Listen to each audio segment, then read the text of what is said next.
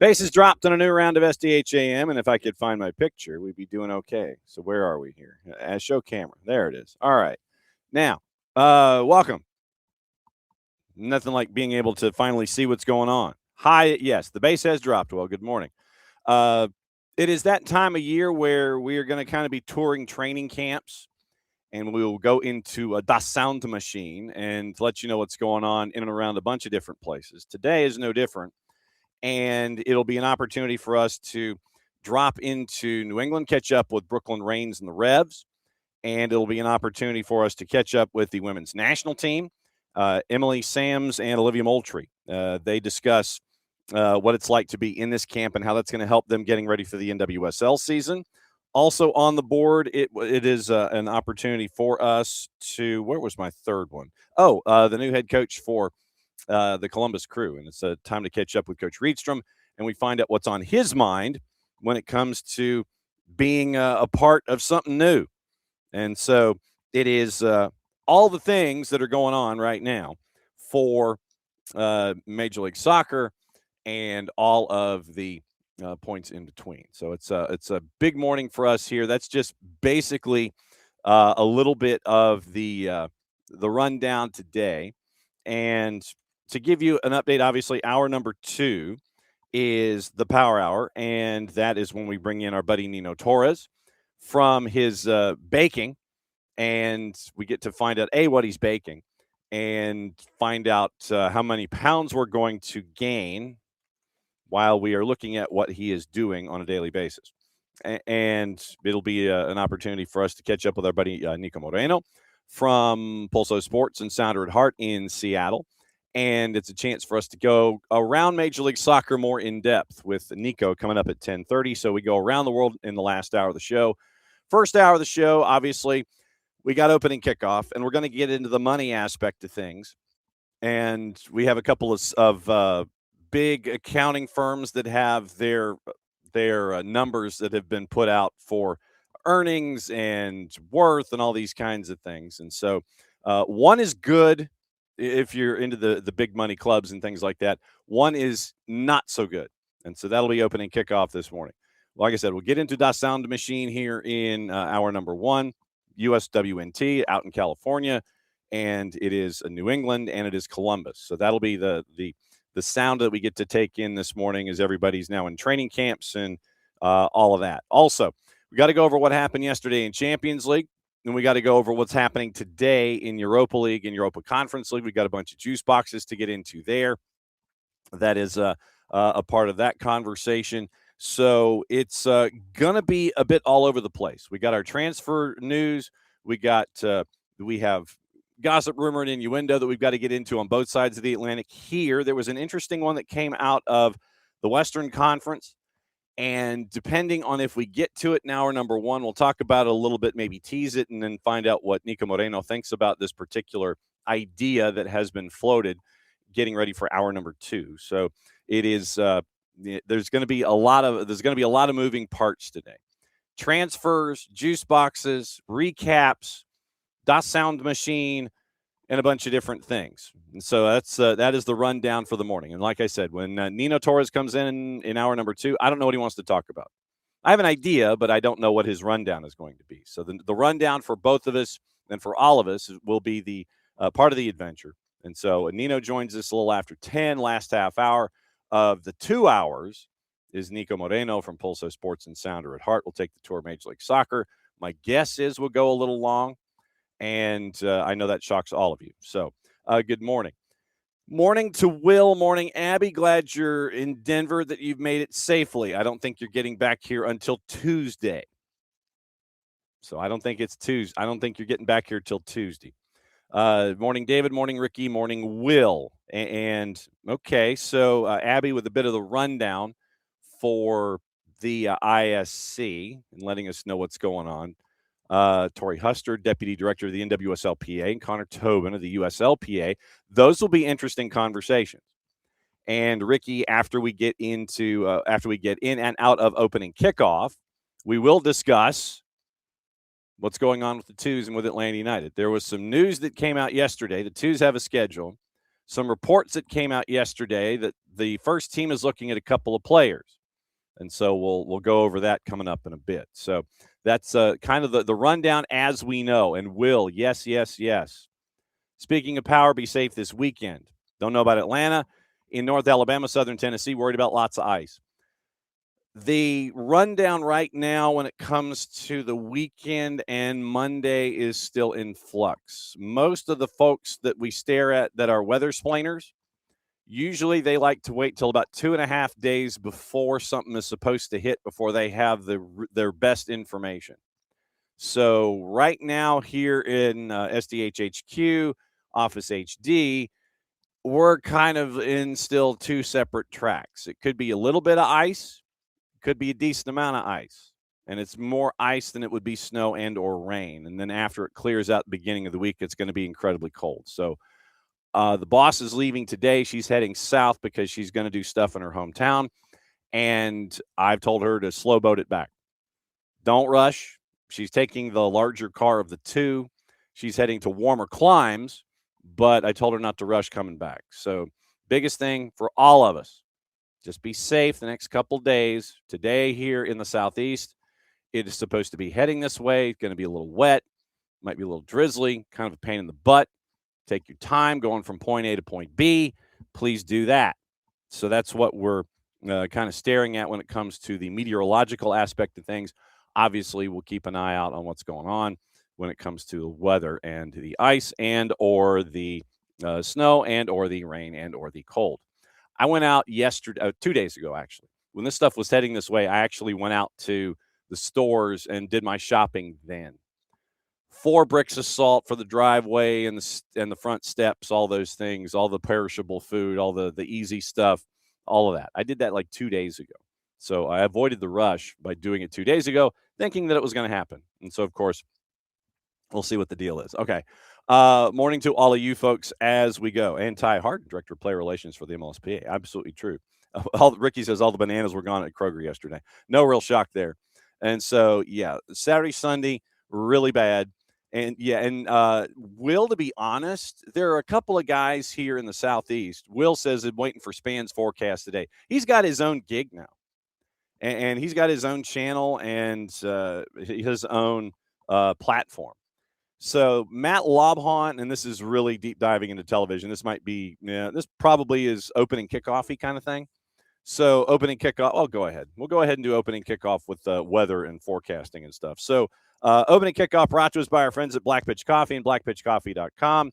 Start your day with the most important stories in the game. Right way to start your morning. Black Pitch Coffee is part of the SDH community, showing up at events all over Atlanta.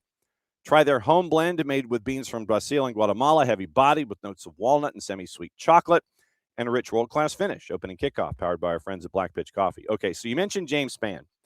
And also on social media, there was a big event at Centennial Yards yesterday.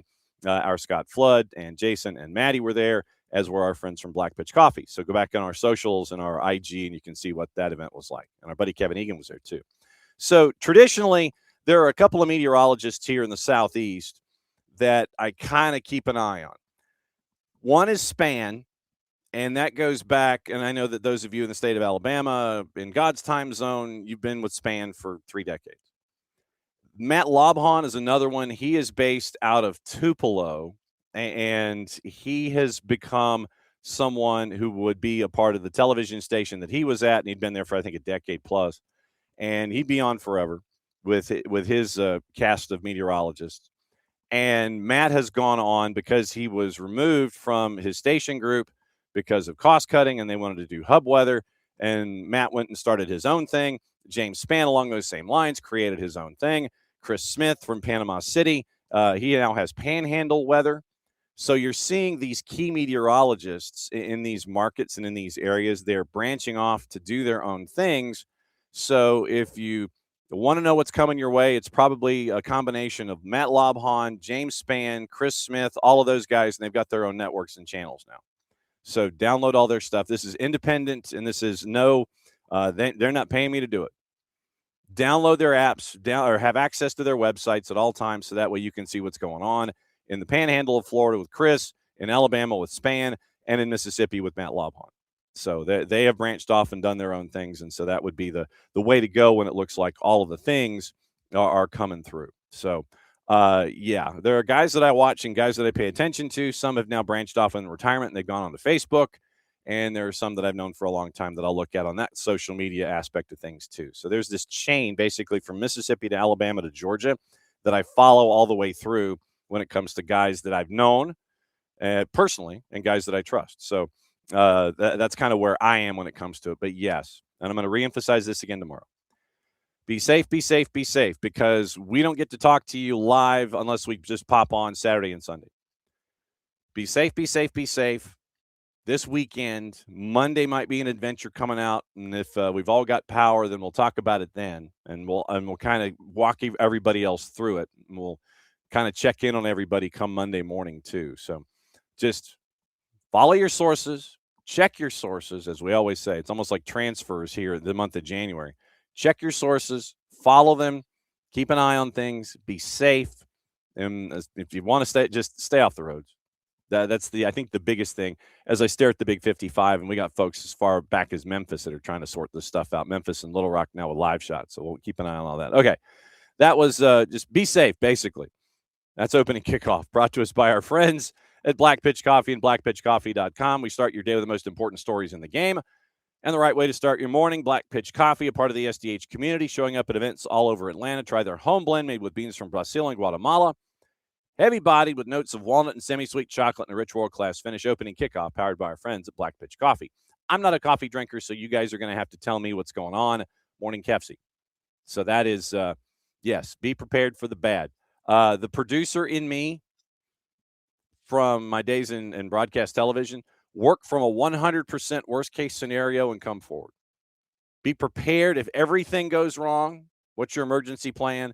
And then come forward, and hopefully you get to use less of it as we go. All right, a couple things with money before we get into Atlanta United and Atlanta United 2. And I know that there have been some folks that are on the Twitters and on the boards staring at what's going on with Atlanta United. Some player linkage, we'll get into that in a sec. And obviously with the twos and the announcement of the schedule across the board in MLS Next Pro. And so that's coming up next. Couple of folks with their really big accountancy firms came out with some numbers. And it was crazy to see them. And it's, not necessarily a surprise when it comes to these things. But you've got, for the first time in a while, first time in a long time, that you have no teams in the top four of the money analysis where you don't have a Premier League side. Deloitte's rich list came out, and Real Madrid and Barcelona are on top. Annual listing of club revenues for the third year running. Madrid topped it 15th time in 21 years, generating $1.3 billion US in 24-25, leading second place Barcelona by more than 150 million pounds. Liverpool became the second English club to book more than 700 million pounds in revenue during their charge to the title, but their income last term was only enough to rank them fifth. First time in the report's 29-year history that no English side was in the top four. So it was Real Madrid, and it's a combination of match day revenue, broadcast revenue, and commercial revenue. Real Madrid at 975, and all this is now in pounds. 975 million pounds. Barcelona at 819. Then it's Bayern Munich at 723, PSG at 703, Liverpool at 702. So Liverpool's number 5, Man City's number 6, 5 million pounds behind them at 697. And then it's just a cast of Premier League clubs. Liverpool at 5, Man City, Arsenal, Manchester United, Spurs at number 9. Chelsea is 10. So literally you had 4. You had 2 from La Liga. You had Bayern Munich and PSG, and then the rest of the top 10 was your Premier League stuff. Inter at 11, Dortmund at 12, Atletico de Madrid at 13, Aston Villa at 14, Milan at 15, Juve, Newcastle, Stuttgart, Benfica, and West Ham. From playing in the Olympic Stadium, I guess. And you end up with broadcast revenue being the big chunk in that middle third for them. But at the end of the day, 3, 6, 7, 8, 9 teams from the Premier League in the top 25 for Deloitte and their rich list. So 9 of the 25 from the Premier League. So Chris Weatherspoon at the Athletic, chunky costs can easily gobble up resources. Of the 10 clubs on the list to have published full accounts, 4 posted a pre-tax loss. We'll get into losses coming up in a second.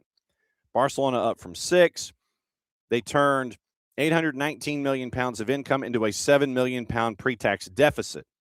And once again, they still have all of their issues, even as they boast all of these income figures. Their numbers also included the 60 million pounds in one-off sales of 30-year PSLs at the new Camp Nou.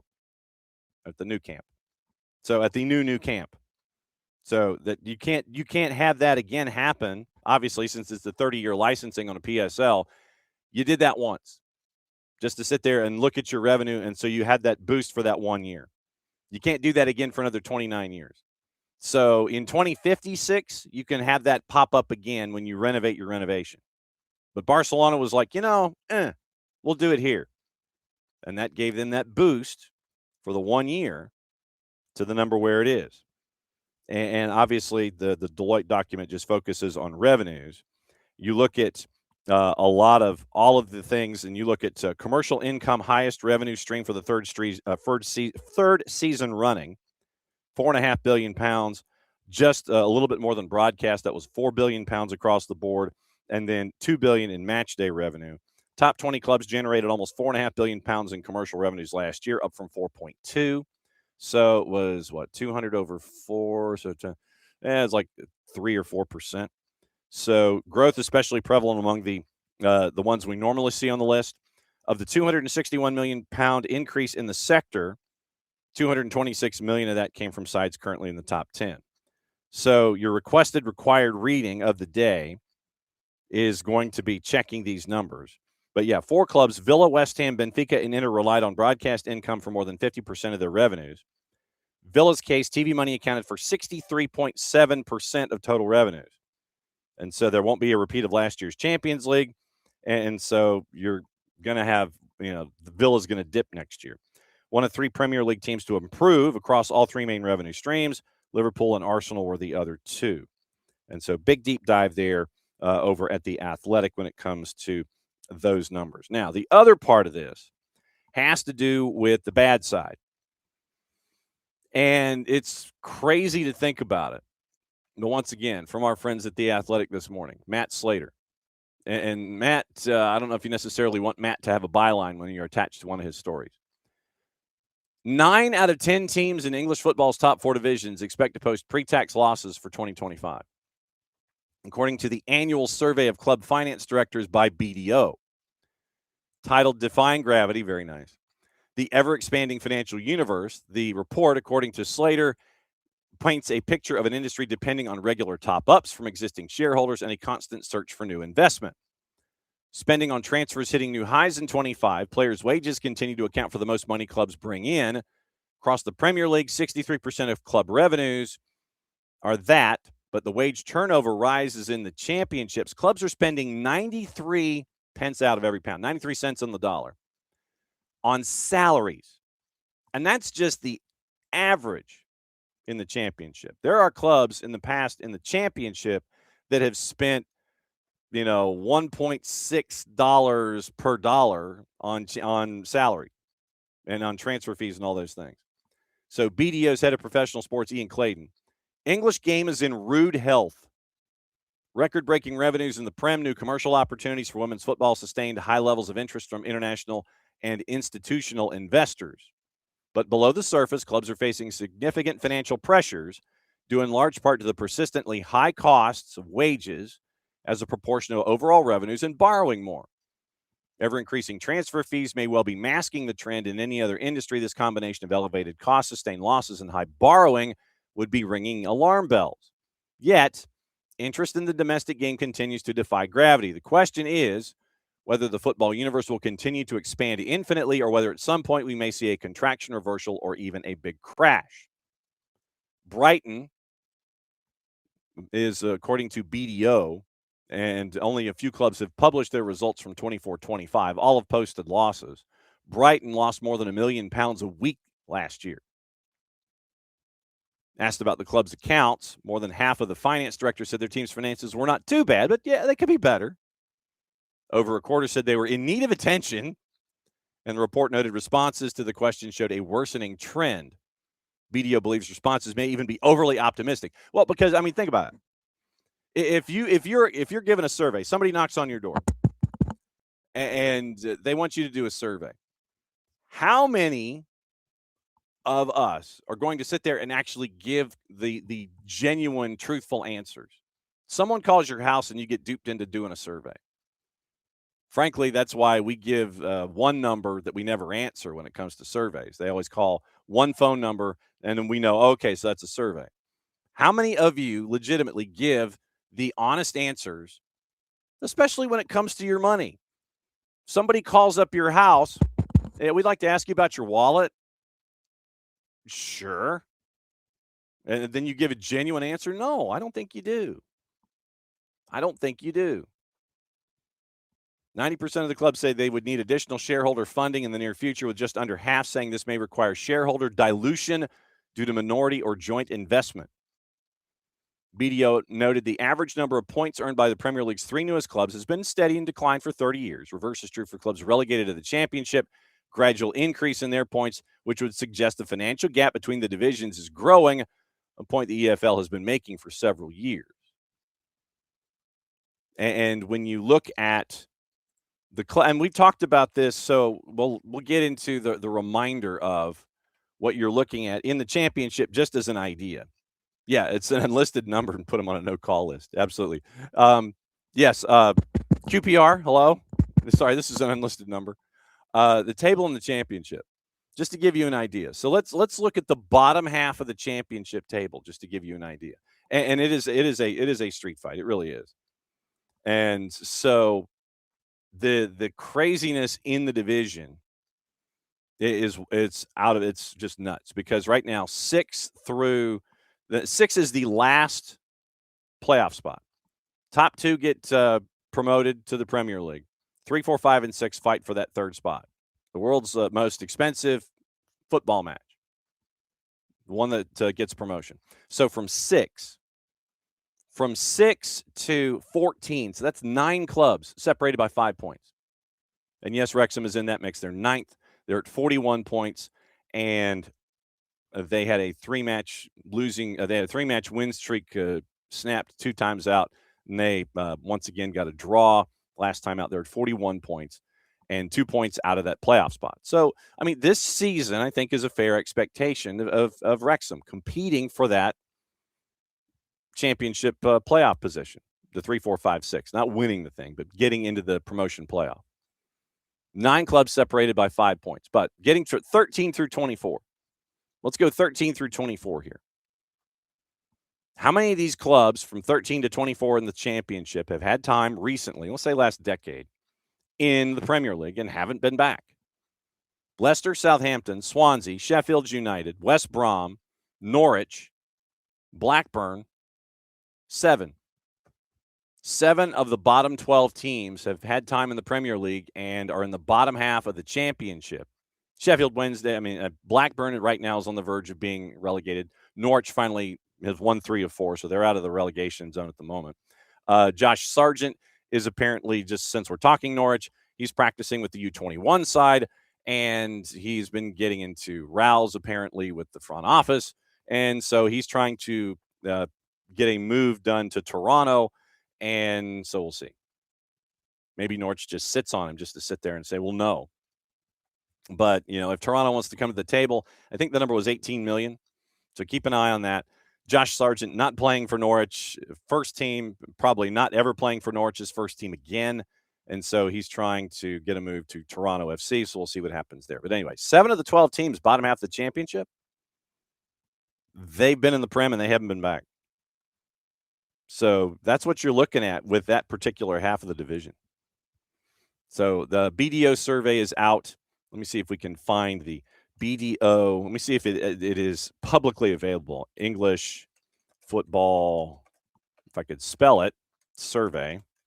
Let's see if BDO has posted it. Yes, they have. Okay, so the annual survey of football directors, and you can actually download the thing. Okay, good deal. 49-page document, by the way. And so it is actually, I don't want to do the get media, so let's do this. So if anyone is interested in the BDO UK version of math, there you go. There it is at BDO. So I'll probably go diving into this at some point this weekend just to see what's going on. So, Lokeville. Lokeville wants to know the kind of headset that I use. Okay, so the headset that I use, hang on just a second, I'll tell you. It is an Audio Technica, and I thank Jason for this. Jason got me an Audio Technica headset, and it goes into a Behringer board. So there you go. Okay, so 130 is saying that Tommy Scoops is tying Atlanta United to other players, and so we probably need to go here. All right, so there have been reports. So let's see what. So Tommy Scoops, according to 130, is linking a third player to our conversations.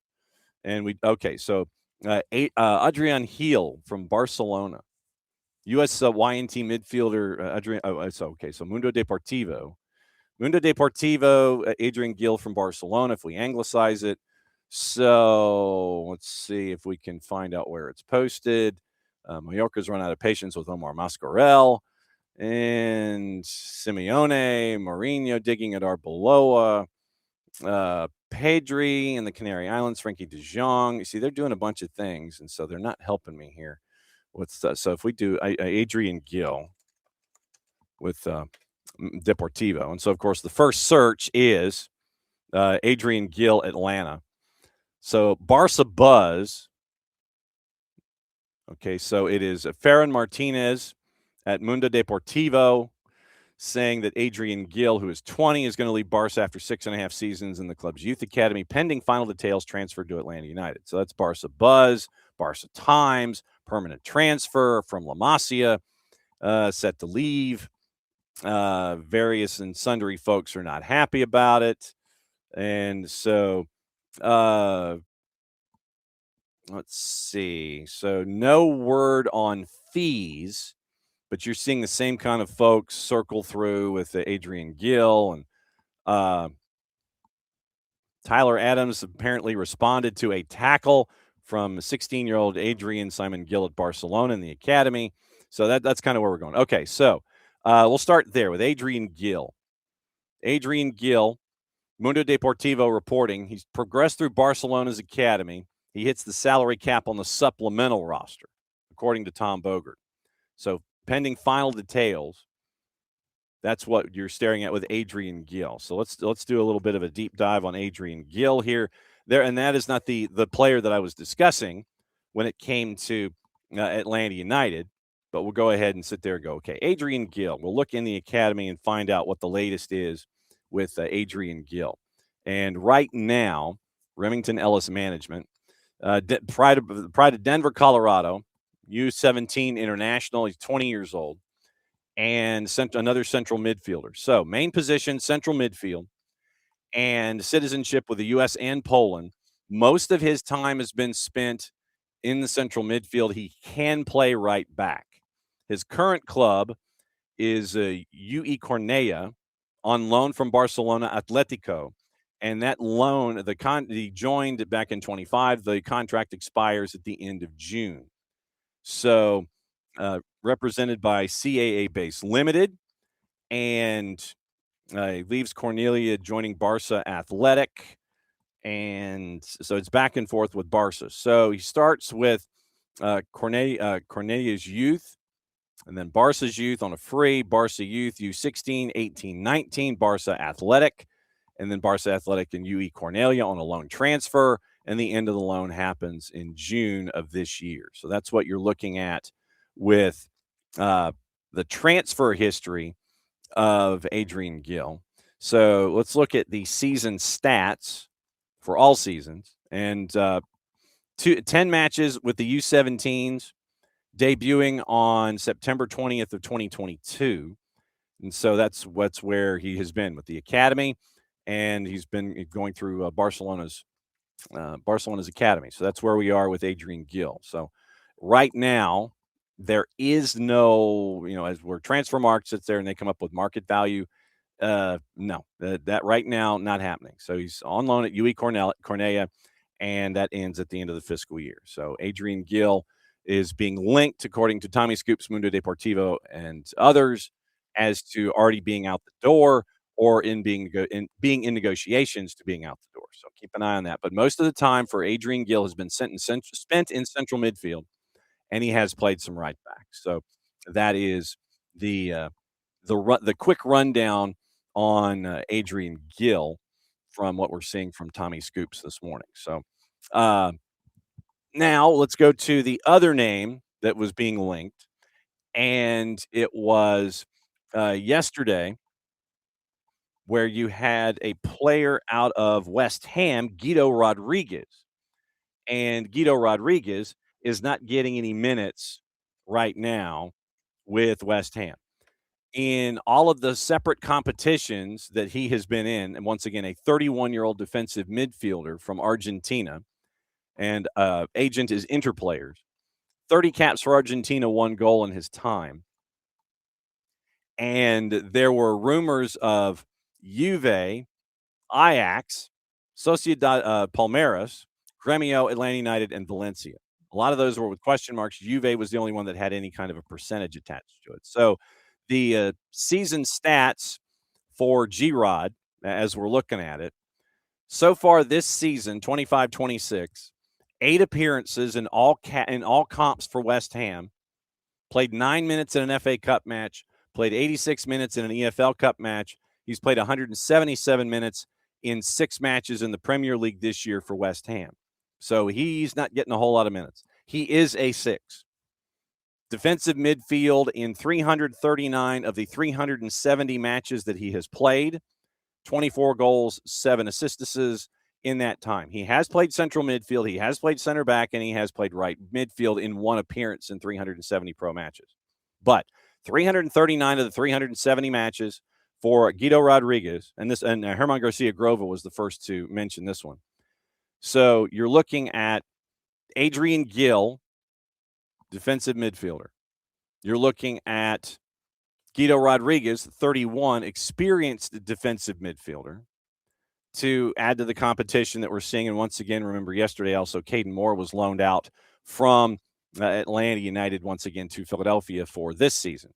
So 23 matches in the Premier League last year, 24 appearances in all comps, had 1 assist, 6 yellows in 23 matches, and just over 1,150 minutes.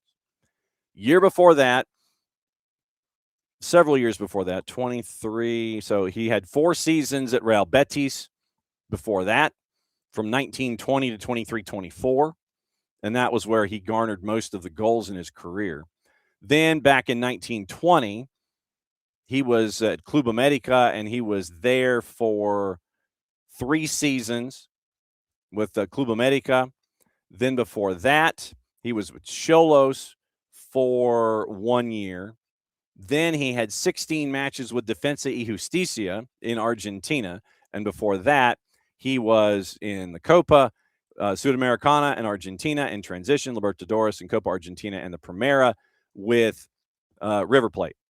So the career for Guido Rodriguez: River Plate, Defensa, Xolos, Club America, Real Betis, West Ham. And he's been with West Ham. This is his 2nd year at being with West Ham, but he's not getting a lot of minutes. And right now, the market value / profile, as I'm trying to sit here and look at value, and I want to say that it was in the current value of 6 million, according to our friends at Transfermarkt. Current market value at 6 million euro. So that's what you're looking at with Guido Rodriguez being linked, according to Herman Garcia Grova. And then Tommy Scoops this morning, Tom Bogert, mentioning through Mundo Deportivo that Adrian Gill, the USWNT midfielder, progressed through Barcelona's academy, would be a part of the supplemental, finalizing a deal for him. So that's come out in the last, say, 11 minutes or so. So those are the 2 transactions that you're looking at that are linked with Atlanta United. So once again, midfielder Adrian Gill, U.S. Youth National, Mundo Deportivo reports it first. Progressed through Barcelona's academy, hits the cap as a supplemental. Final details transferred to Atlanta United, according to Ferran Martinez at Mundo Deportivo. So, and he broke that very, very early this morning. So, like what? 9:30 his time, 5:30 our time, or so no, 4 hours. So 4 hours ago would be 5. So 10:40 his time, and in the 10 o'clock hour in Barcelona, and then the 5 o'clock hour back here. So Adrian Gill, USWNT, out of Colorado, through Barca's academy. Ferran Martinez, Mundo Deportivo. Tommy Scoops mentions it and retweets or whatever you do these days. Those are the two players that are linked. Guido Rodriguez, West Ham, Adrian Gill with the Youth Academy at Barcelona. And so those are the two that are linked for Atlanta United. So keep an eye on those two transactions. Also on the board, the Twos came out with their schedule yesterday. And so now we know where the Twos are going to be when it comes to their season, at least to start things out while the World Cup is going on. They're going to be in Athens. And this was announced yesterday when MLS Next Pro came out with their entire schedule. And so the first half of the season is going to be at the Turner Soccer Complex at UGA. Open the season March 1 on the road at the Revs 2. Decision day is going to be in mid-September at OCB at Osceola Heritage Park. So Kennesaw State, obviously, the fraction is not going to be available because of the World Cup. First 8 home matches for the Twos are going to be at Turner. Final 6 home matches of the year, they're going to be played at a site to be determined in the coming months, according to Atlanta United 2. So matches at the Turner Complex, open to the public, no charge. Ticketing information for those final 6, when we know the venue, obviously that'll be coming up at a later date. So you have the season opener on the road, 2 matches against Core and Hunt City in March. Then you have 7 of the next 8 away from home. And we've had this before with the Twos, where they go on the road for long stretches, whether it's one of those ideas of, they're trying to convert the field at the fraction to grass for American football season. There's always that long road trip in there. So the long road trip begins 7 of 8, and you go after March the 15th. 7 of 8 are on the road, away from Athens. Then in that 2-month stretch, the only home match, May the 10th against OCB, that's going to be at Turner. Then 7 of 9 at home in June and July. You get the Fire on June 6th, Chattanooga FC on the 13th. You go to Columbus. Then you're coming back for June and July, home matches all the way through July. Then in August, you get a 3-match homestand in 8 days. You get a road trip to take on Messi and Friends 2 down in Fort Lauderdale, late August. September, you get your 3 matches. The last home matches against the 30th team in MLS Next Pro in Connecticut United. And that reminds me, we've got to circle back with MLS Next Pro to see if we can have their heads of state on the show.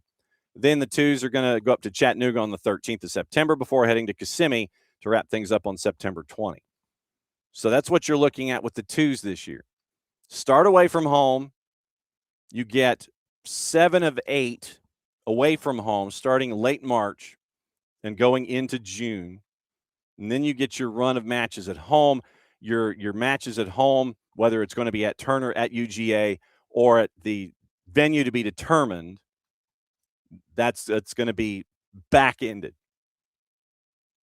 So your home matches for the Twos are going to be back-ended, but we're going to be covering the Twos like we always do here at SDH, and we're really looking forward to another season of Atlanta United 2 soccer here on the SDH network. So that's your that's what you're staring at with Atlanta United 2 and Atlanta United. So keep an eye on 2 possible transactions, both midfielders, both either central or holding, but central or sixes, and the Twos, their schedule is now up and running. All right, 15 minutes away from our buddy Nino Torres to determine what's going on around the planet in a half an hour or 20 minutes or so.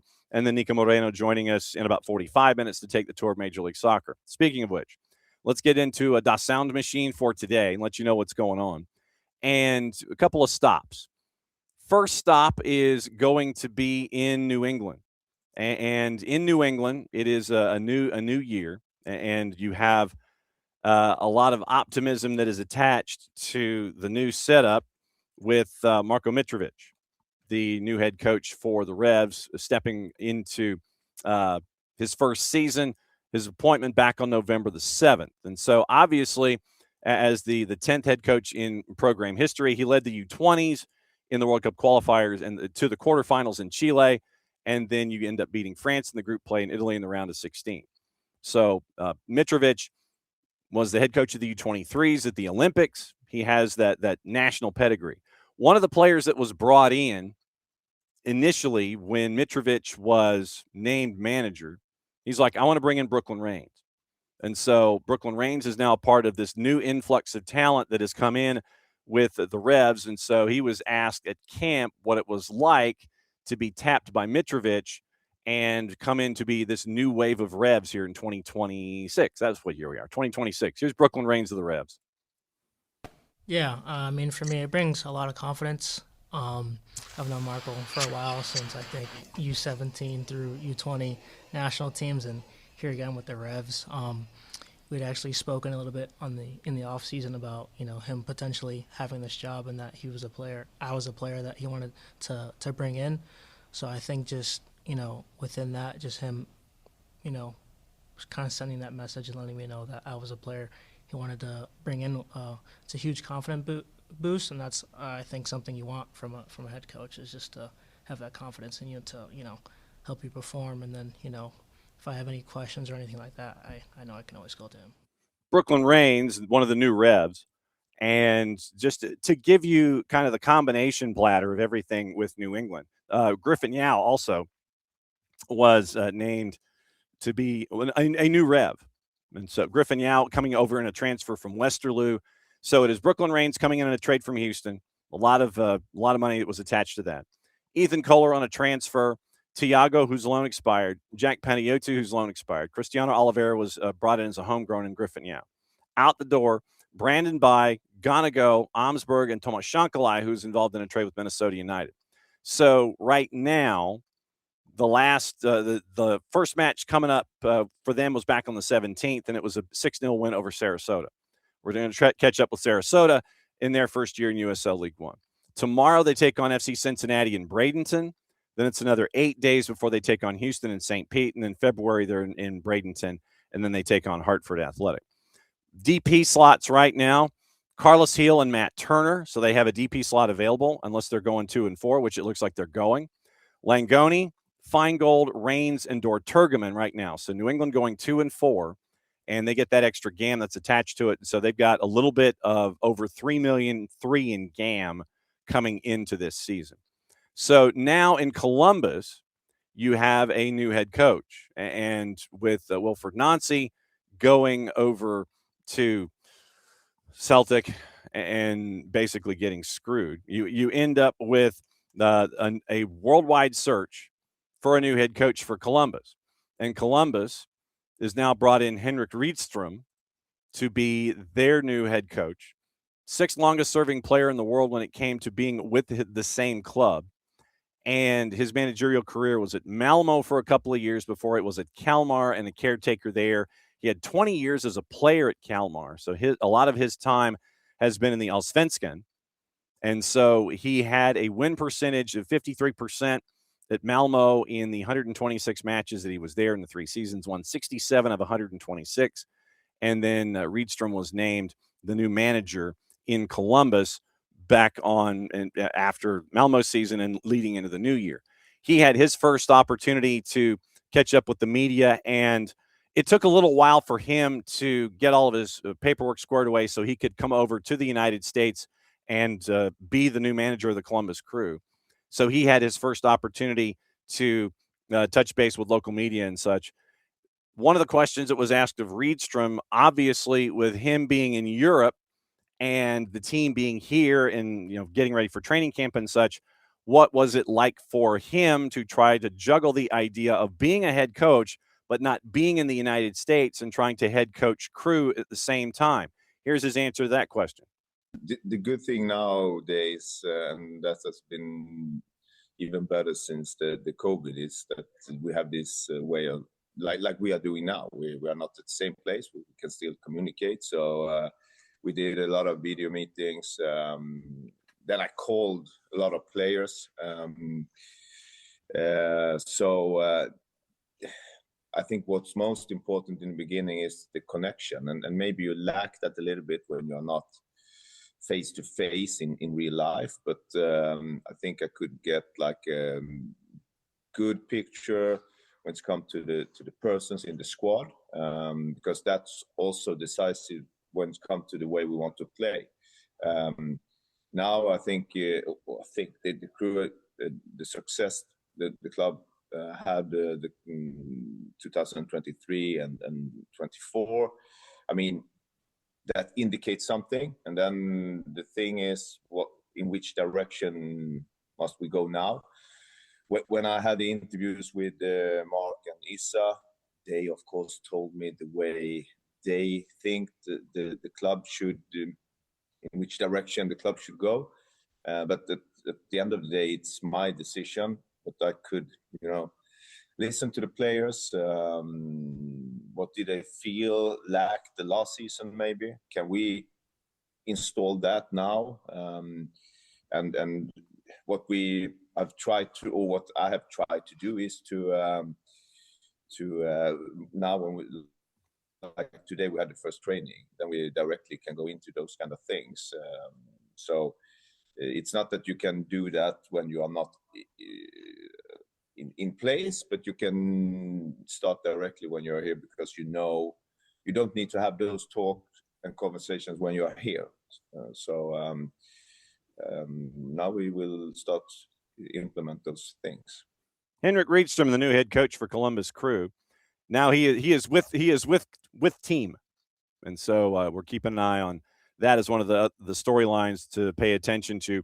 Obviously, they play Colorado, their first match in preseason, Colorado and Palm Beach on the 7th, and then they take on Nashville on the 11th of next month.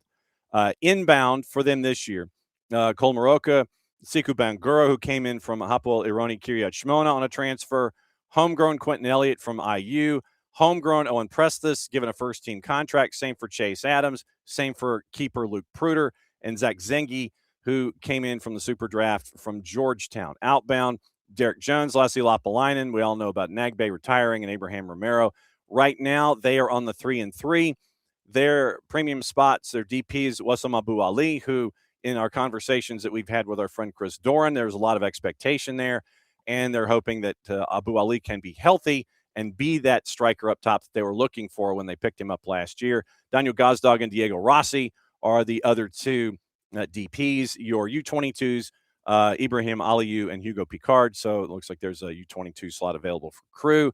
And their GAM available as of the posting by the league, a little over $6 million in GAM available to them for their salaries and bringing in GAM and TAM and all the other AM that's attached to Major League Soccer. So that's your Crew. Now, on the women's national team side, last soundbite from Das Sound Machine this morning comes from the women's national team, and with their activities that they have going on out west. Remember, they are 2 days away from their first go-round here in the January window.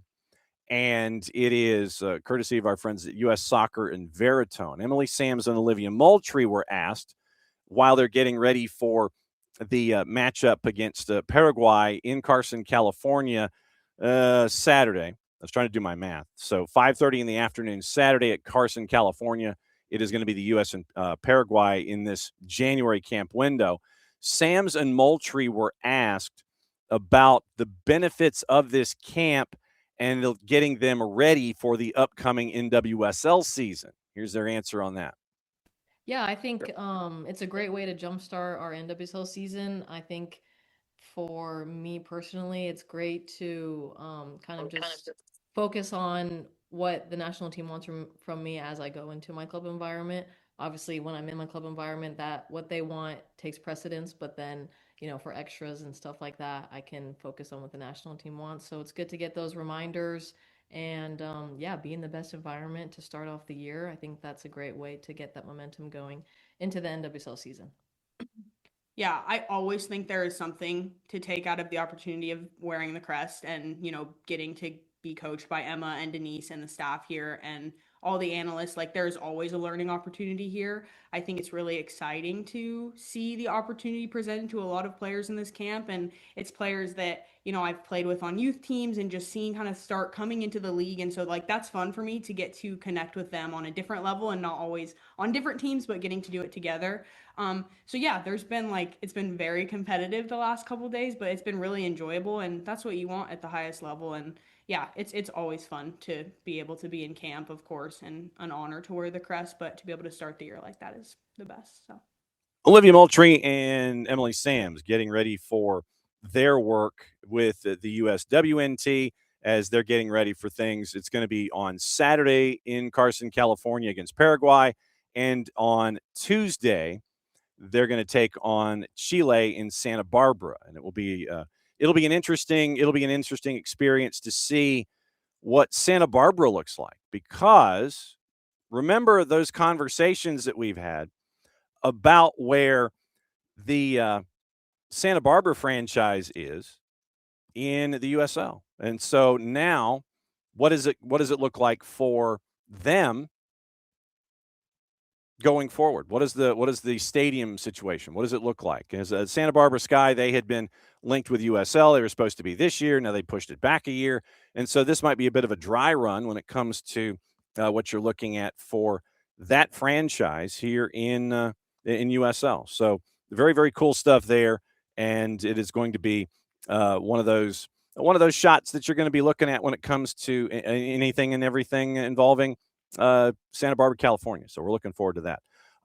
Once again, a couple of minutes away from our friend Nino Torres. And then after that, bottom of the hour, it is an opportunity to catch up with our buddy Niko Moreno. So a lot of things going on here in the second hour of the show. So as always, it's great to see all of y'all, and great to see what's going on when it comes to anything and everything going on here on the planet. So all right, couple of things. Let's see. Do we want to do that? No, I'm going to say hi to everybody, considering that we are a couple of minutes away from our buddy Nino Torres. Let me say hi to everybody and go through any of the questions and things that might be on the board here this morning. So it is morning, Abby. Abby is out at the International Supporters Convention, so it's always good to see.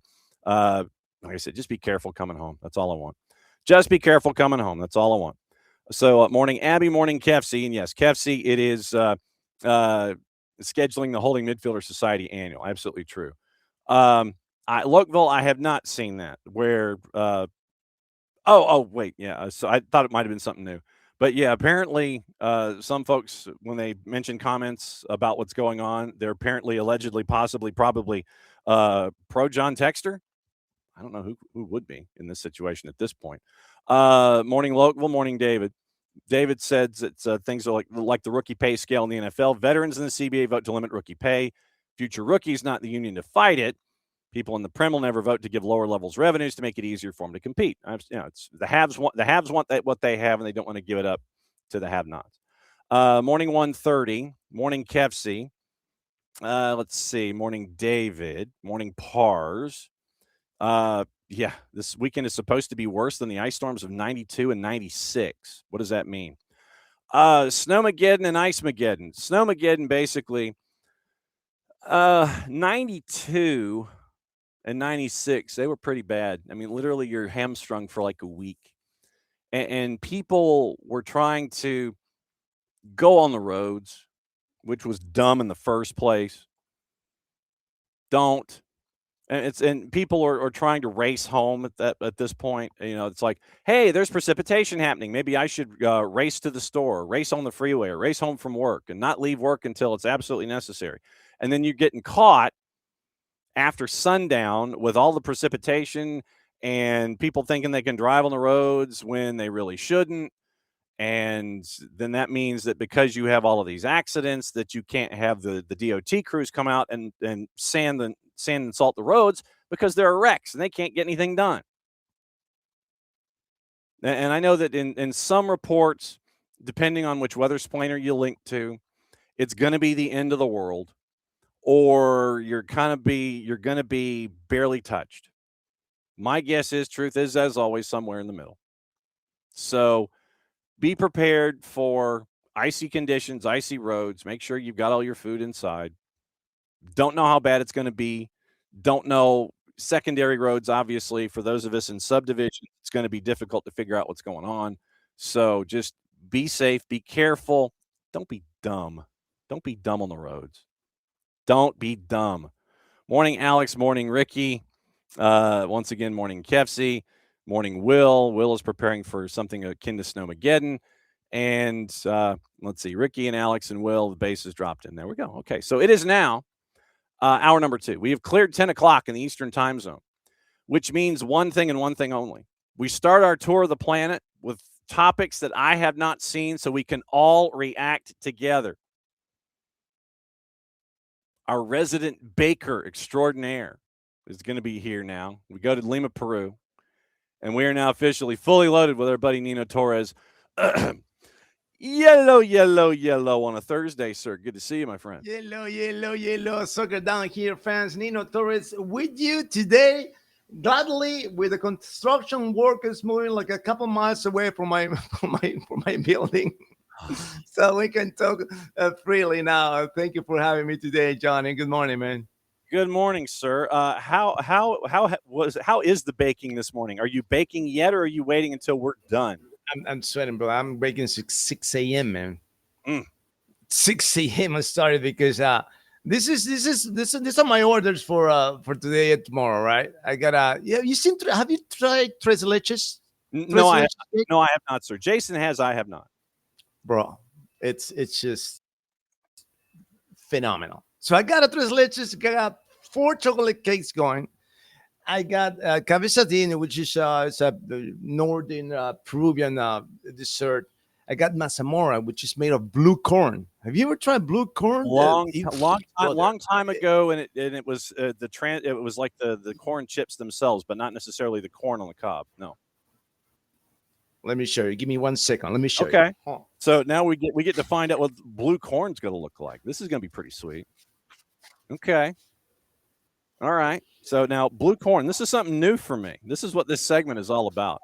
When we tour the planet and we get to see what's going on with Nino, and I cannot blue corn. And here we are. Let me move the thing here. Okay. Look at this. Whoa. It's wow. Let me explain it. It's a stew of fruit. With boil the corn with the cinnamon, with cloves, with pineapple. You got apples. You got a bunch of things. All together, it's just so gluey, so delicious, so yummy, and it's traditional. It's mazamorra morada, what's made in here in Peru. By the way, I should show you a gallon of that thing. God, that's crazy. As always, you send topics. I don't look. I spent too fast. Let me close my windows. Hold on. Construction dudes are coming. Careful now. The construction dudes are coming. Windows closed. We don't want anybody flying. We don't want anything coming in from the outside to mess with this blue corn. We're back. Jesus, we don't want. I spoke too soon about the constructions, huh? Well, that you also don't want them messing with the stuff that you're making in the kitchen. You don't want them to touch any of that stuff. It's like y'all over there. All right, please. I have not seen your topics, but I do have a Portugal-based question as a follow-up here. Now that I see it, number 1, Champions League is not made for Benfica. As we are looking at the Champions League, some folks had it rough this past week, and so it ain't made for Benfica, my friend. It's not, and it's crazy, right? Because such a big club in Portugal, and they haven't even touched the semifinals. They reached semifinals like I don't know how many years ago, but it's kind of the same case, a similar case with Peñarol Nacional in South America. It's almost similar in Europe with Benfica and Porto, right? They haven't won the Champions League in like forever. You know, the last time the Portuguese club won it was Portugal in 2004, and since then nothing. Nothing. No, all glory. This is it's like Benfica and Porto are all money, right? You got all money. You got all the castles in there, but you don't have the Ferraris now. You can't afford the Ferraris. You can't afford the Bugattis. You can't, right? You just live in your castle, showing all your all money. It's just all glory for Benfica and Porto. You know, they were the kings in the 60s with Eusebio. But what's the deal? What's the deal for Benfica? And Porto, I know Porto's gonna go. Yeah, I think Porto's gonna go away trust me on that one. All right, I think Porto could go all the way in the Europa League, but in the Champions League, they're falling behind, and they keep falling behind. And there's all the coaches that have they've been in Benfica for the last 5 years. I don't know how many coaches the Benfica has gone through in the last 4 or 5 years. They got more coaches than everyone else in the Premier League. I combined, you know, ridiculous. They're bringing another one. You know, they're recycling coaches. Ricos cannot find a way. Just cannot find a way to succeed outside of the Portugal kingdom. Well, they haven't been succeeding in Portugal either. So I understand the frustration from Benfica fans, and I thought he was not going to win, but apparently the social media noise sometimes is not as big as the real noise was happening in elections, especially, right?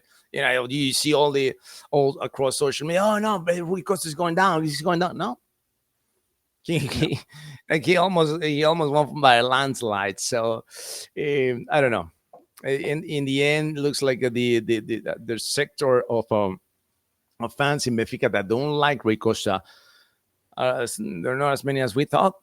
No. Okay. But Sporting got a big win against PSG yesterday. Oh yeah. Mm-hmm. That's the next topic right there. You see the next topic right there. There's Lucho Suarez, right? This is the Colombian version, and I would think this almost not as good, but he when you talk about Luchito Suarez, you're talking about elite, but he's getting up there. And he when Sporting signed him, okay. There was a lot of people concerned. Oh, who's this Colombian guy? Is he going to score? He comes from the second division in Spain. And like, he's really good because they just let go Jokic, you know, and Jokic scoring 100 goals in 105 games. So is he as good as he is? And he's on pace. He's on pace. Check the numbers, Johnny. I don't have the exact numbers right now, but check the numbers, the stats, games played, and goals scored by Lucho Suarez. He's gotta be up there. He's gotta be 2-3 points behind the number of games and behind the number of goals.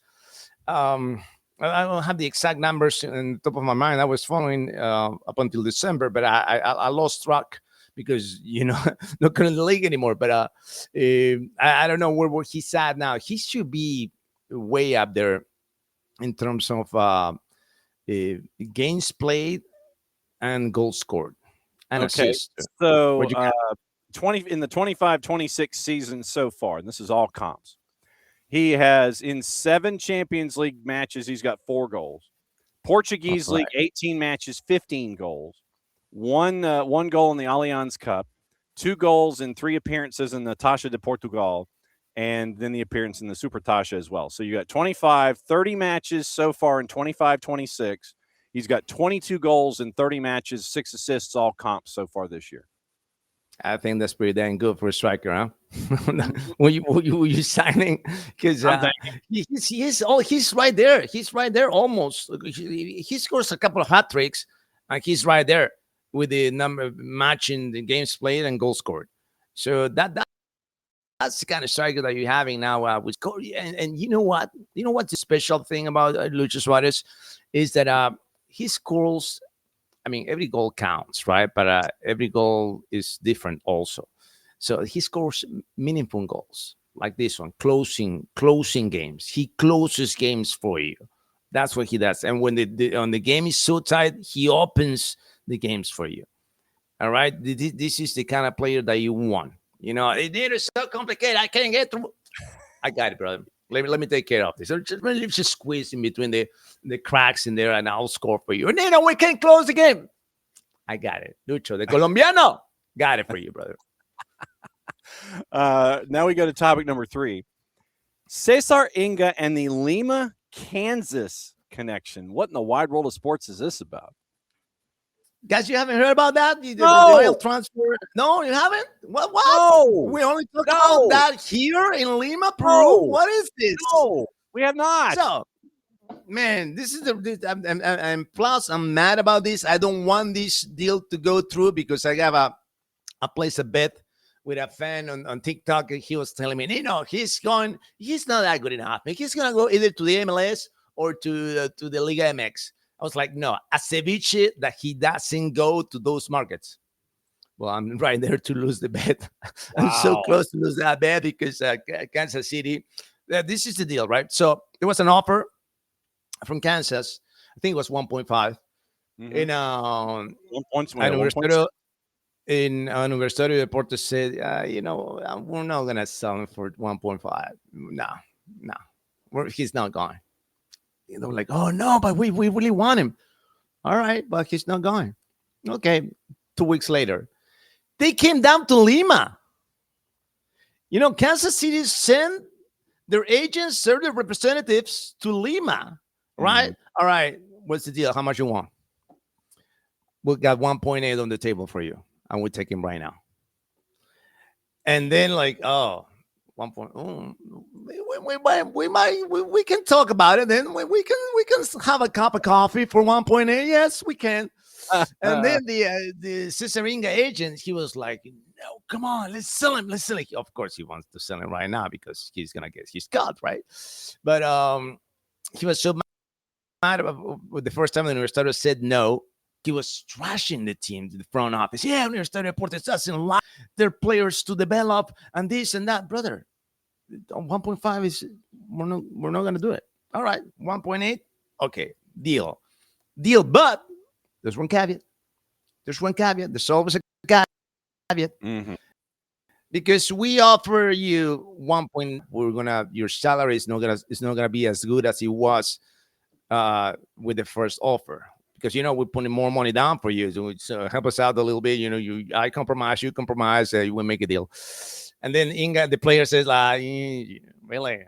But come on, man. I'm earning here the 25K a month here. Is that you gonna say no? I don't know. So that's where we at now. That's where we are now. They give it a take. This is going back and forth, and I think he's gonna leave at the end. Okay. Yeah, I think he's gonna leave. But there's one more bid coming from the Premiership. Okay. From the Prem for. Oh. Put an offer for Inga, and Inga's like, oh, wait. How long is it taking here? Premiership, brother. Well, he talked to his agent, and but the agent doesn't want what for because I don't know why. There might be not a connection as good as it is with Kansas. So, so in the end, who's getting more worried about the player? Mr. Agent? Forgot his name is like no something. I forgot. It's hang on, because I saw it here. Hang on just a second. It is he got an Italian last name or something. Narciso. Hang on just a second. Because he was making the rounds. He was saying Narciso Algamis. There we go. Yeah. So Narciso Algamis was saying that Racing was the first team that took notice of Cesar. They like him a lot. Couldn't be advanced further due to a transfer issue. But that's the team that I wanted to go, man. Really wanted to go to Racing, but according to let's see, in 48 hours, the name was heard in the U.S., England, and Greece. And a couple days ago, it looks like that he is linked to Sporting Kansas City. So we'll see what happens there. But Yeah, 1.6 was the number that was posted. And first strong offer came from Argentina, although the proposal hasn't fallen through, indicated highly unlikely that he would be going to Argentina. But, dude, if it's me, I'm not going to Watford. I mean, they go through coaches like you go through mixing bowls, man. Like, I mean, you break your spoons. You're trying to make your tres leches, and you're getting after it, you know. Yeah, literally, your spoon snaps. The number of spoons and stuff that you go through making your desserts. That's how many coaches they go through in like a week and a half. There's no stability at Watford at all when it comes to coaches. The owners, the family that owns Watford, they're just like, oh, it's 4:30 on a Tuesday afternoon. Time to change a coach. I mean, literally, it is. They are sideways, man. When it comes to, man, you don't no Watford. Don't want to go to Watford. No, you don't. Okay, so I dug this up just to dig it up. So here we go. Right now, so Javi Gracia was named in October. Paulo Pezzolano lasted 10 matches. Tom Cleverley lasted 59. Valerian Ismail lasted 48. Chris Wilder lasted 11. Slaven Bilic lasted 26. Rob Edwards lasted 11. Roy Hodgson lasted 18. Ranieri lasted 14. Xisco Munoz lasted 36. Vladimir Ivic lasted 22. Caretaker for 2. Nigel Pearson for 22. Caretaker for 2. And back to Javi Gracia from 2018-19. So literally that's what you've had in the Javi Gracia sandwich. That's the number of managers you've had at Watford. Don't go. Do not. Oh my God, man. Do not go to Watford under any circumstance. Right now, Cesar Ingo linked at 1.5 to 1.6, might go a little higher. Okay. I want to save World Cup Chronicles. Copa Libertadores or World Cup, the most nonsensical debate. What is the debate anyway? I believe it or not, is really hot here in South America. It is hot. It is hot. For me, there's a no-brainer. This is a no-brainer for me. But apparently, I'm the minority about this. It's like, why? I mean, so I'm asking all the Universitario fans, right, every day, you know, and now the World Cup is closer by the minute. They drop this debate again. Would you rather have your team winning the Copa Libertadores? Okay. Or your country winning the World Cup? And it's right there, right? So I want to say it's 50-50, 51-49 that the Copa Libertadores is winning the debate. I was like, how in the freaking world can you, what? How can you know? No way. So you rather being the king of the hill than being the king of the world. So for me, there's absolutely pointless, the debate, right? For me, right? But of course, and I drop it from time to time, the debate, and people that I respect, right? People that I really respect, you know, journalists, players. Yeah, no, I run one team because, and then they say, because I don't want them to celebrate with me. What is this? The most selfish wish in the planet for me, man. There's nothing more selfish than that. I don't want to celebrate with the guys from Alianza Lima. I want my team to win it, but not theirs. So what about all together? You don't want to? No, you don't want that? You don't like that? And forget about the togetherness. Forget about that. You are going to compete with the best of the best in the planet. You're not beating the Portis Tolima here, all right? You're playing against Mbappe. You're playing against Erling Haaland. Huh? You're playing against Cristiano Ronaldo. And you don't want to beat those guys? Or they're just like, they feel it. You know what? I think the division is like, it's completely out of the league. The sense, the common sense, the common ground here is that the World Cup is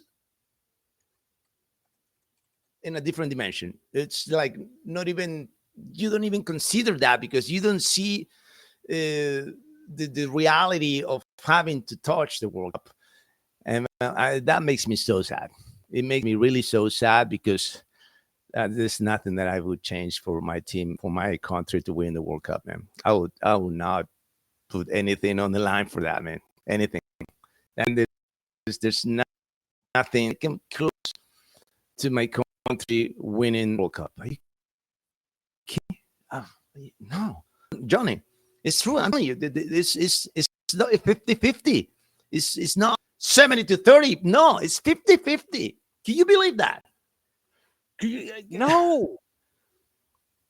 I mean, look, if you're so tied to your club and your country wins the World Cup, if you don't want to mix with the other teams, it's like you got other teams that you hate and the teammates that they all get together and win the World Cup, then fine, celebrate on your own four walls. Don't celebrate with everybody else for the teams that you hate. Just celebrate the fact that you won. If you got to do it in your own house, do it in your own house so you don't have to consort with those guys that you hate. I mean, what? What?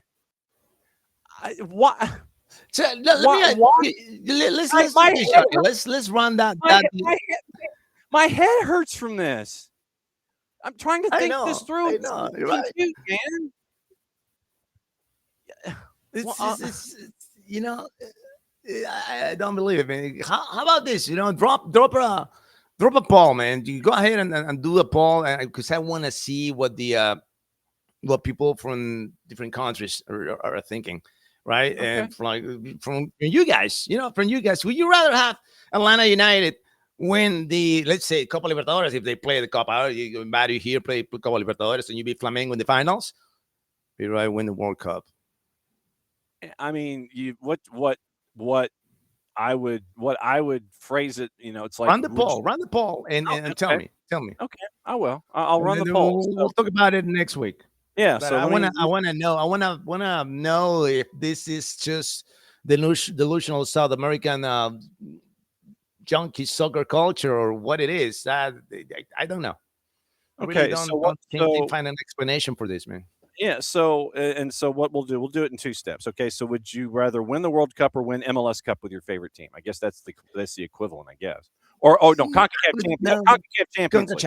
CONCACAF. Right. So would you rather win the Triple C, or would you rather win the World Cup? So that'll be the question, and we'll post it, and I'll have it as a thought for a week. So when you come back next week, then people can sit there, and we can think about it for a whole week, and everybody can say what they're going to say. That's just nuts. That is insane to me that you would. It's like, yeah, I want my club to win the club championship deal as opposed to winning the World Cup. That is insane to me. No, absolutely no. Man, my head hurts. Okay.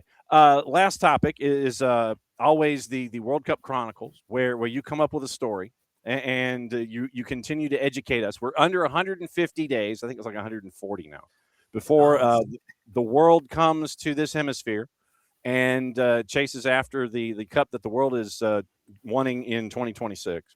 So you have the most dramatic Italian visit to a dentist. I can't wait for this one. What is going on here? Italy is not having they don't having even a participation in the World Cup, but lately, but back in the day, I'm not talking about that back in the day. The last World Cup they won was in 2006, right?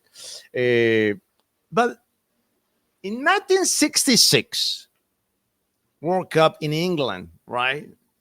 Probably the World Cup with the most controversies in in the history of the game, I would say, right? People talks about Messi this, Messi that, make the referees and this, bro. Go ahead and pull the archives and pull the records from that World Cup, and that was ridiculous. It was ridiculous. But the most ridiculous, one of the biggest shockers,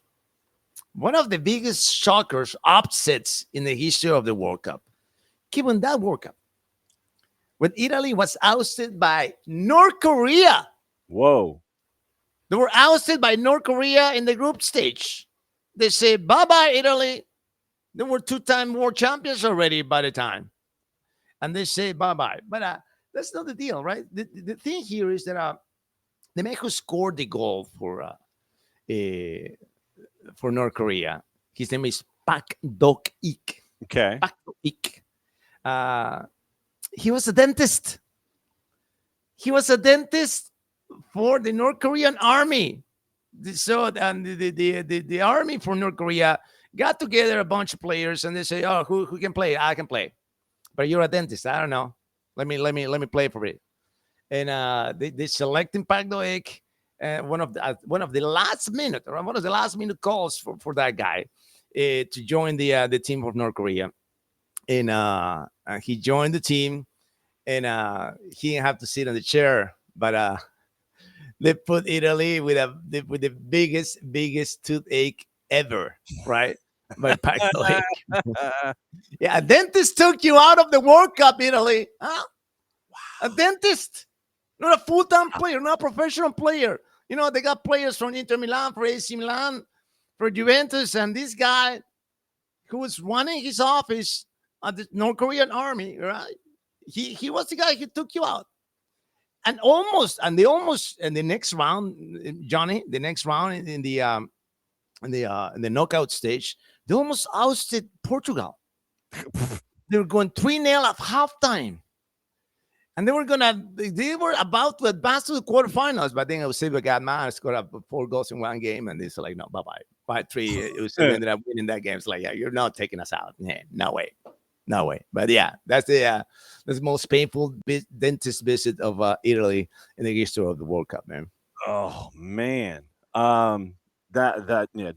And I just wonder if if that dentist was sitting there, with he's putting transmitters in people's teeth, working for North Korea and stuff. It's like we got to keep track of our players, man. We're gonna put track. Maybe it's not that delusional, man. Huh? Probably not, man. Back in the 60s, no way. Obviously. So, what is going on in Peru this weekend? Oh, big weekend in Peru, brother. Big weekend in Peru. We got the 2 biggest clubs in the nation. When they're when they're presenting their roster, and also with a game. It's La Noche Crema por Universitario de Deportes at the Monumental. 60,000 people, sold out, brother. Sold out, 60K. And they invited Universidad de Chile to play the first official game of the season. And already played a couple of warm-up games with Sport Boys and with Melgar. But the thing is, they're playing at the same time as Alianza Lima, right? Mm-hmm. They're doing the 8 o'clock, 60,000 people in the Monumental, and 8 o'clock in Matute, which is the district, not the district, but the neighborhood where Alianza Lima has their stadium, the Alejandro Villanueva Stadium. I don't want to, you know me, I got to throw a little bit to I know. You're taking your empty bowls, you're filling them with water, you're kind of sitting there and you're going like that out the window. Just a little bit, right? Because they were offering 2-for-1 tickets because they haven't filled out the stadium, which is, by the way, half of us. It's at 30,000 people fits in that stadium now. Tickets have been on sale for a while. Inter Miami is coming. I don't know if Lucho Suarez or Messi are coming. I don't know about that. There's not confirmed yet. Maybe that's why. But if they do, it's going to be one of these. It's they may not necessarily even, or if they dress out. Right. Show up. Be a cup of coffee, and that's about it. Yeah. But show up, and then we brought Inter Miami last year, and he came, and Lucho Suarez came. Maybe they don't like the smaller stadium. Maybe I don't know. They want the biggest house in the nation, not just any random. Anyway, one of the biggest house on the big side of town. Yes, sir. Yes, sir. The biggest one right there. That's looking only as you can look. As always, my friend. And the aperture starts next week, doesn't it? And the 30th, next week and Friday. Yeah, Friday. So when you come back next time, we get to talk aperture and we get to talk about people who are ringing preview, season preview. Yeah, absolutely. Man. Talk about that. Talk about Portugal. Talk about Europa League and all the other things. As always, my friend. Show us the blue corn madness again. It's off to the side. That's you said that's what about that's like 9 gallons of it right there. Sounds a lot, man. Like it's for like I think it's how many people in that meeting? I think it's 15 people. Wow. Yeah. And people in our Twitch pitch are basically already saying that tres leches would be even too spicy for me. Spicy? What do you mean spicy? There's no spicy. But that's the thing. It's like I'm not a big spicy food person.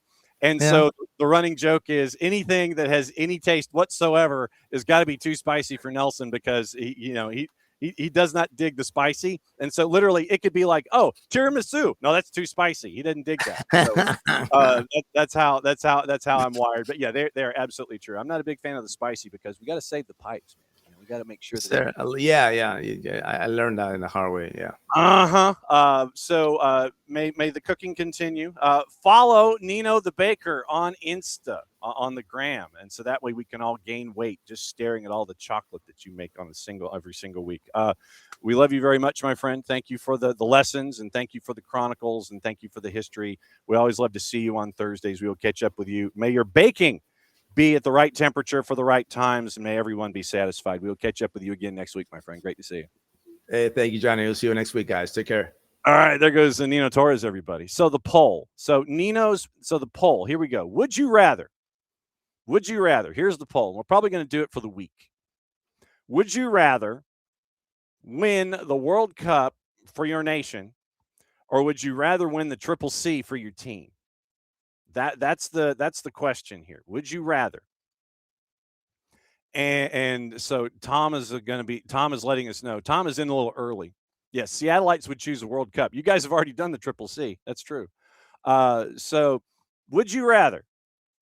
Would you rather win the World Cup or the Triple C? Catalucci's saying the Triple C. You would rather have your club win the Triple C. So what I'll do is I'll run this poll for the week, and then we'll sit there and we'll kind of look at the numbers, and then when Nino comes back in a week, we'll let him know kind of what our findings were here as well. But he says it's like 50-50. 50-50 Copa Libertadores and then a World Cup. And then you don't want to celebrate because you don't want to sell. The rationale was kind of goofy for me. It's like you don't want the fans of your enemy's team to be as successful as you are by having your country win. You don't want to cheer with your enemy. That to me was the weird part of all of that. It's like I don't want my hated rival to win as well. I don't want my country to win because that means that my rival might have a guy on a roster, and I don't want them to celebrate. That's crazy. But I mean, like Tom says that you've already, you got World Cup because you've already done the Triple C. So that way I get that. You've already done one, so let's just go ahead and talk about the other. But Catalucci wants the Triple C. Okay, that's interesting. So we will, for this week, for the week going forward, when we have power, we will discuss the poll. Would you rather win the World Cup or the Triple C? So that's out there. So, and if I forget to mention it during the day, then remind me, and we will we'll do that all week long, and we'll come up with from 7 days a week. So 5 days today, Friday, Monday, Tuesday, Wednesday of next week. We'll do this and we'll talk about it, and everybody just kind of chime in and let me know, or do it in the Discord and come up with a number, and we'll do that when Nino comes back next week. We'll give him our findings from our completely unofficial poll as well. And we will do that. A couple of quick things in Major League Soccer. Toronto has announced their traveling preseason roster. They're heading to Marbella, Spain now, too. 32 players, 24 first-team contract to Toronto FC, 2 players, 2 academy players, and the Super Draft selections, Fletcher Bank and Jackson Gilman, and 2 trialists. I don't know if we had the trialists listed by name or not, or if they're just trialists so-and-so.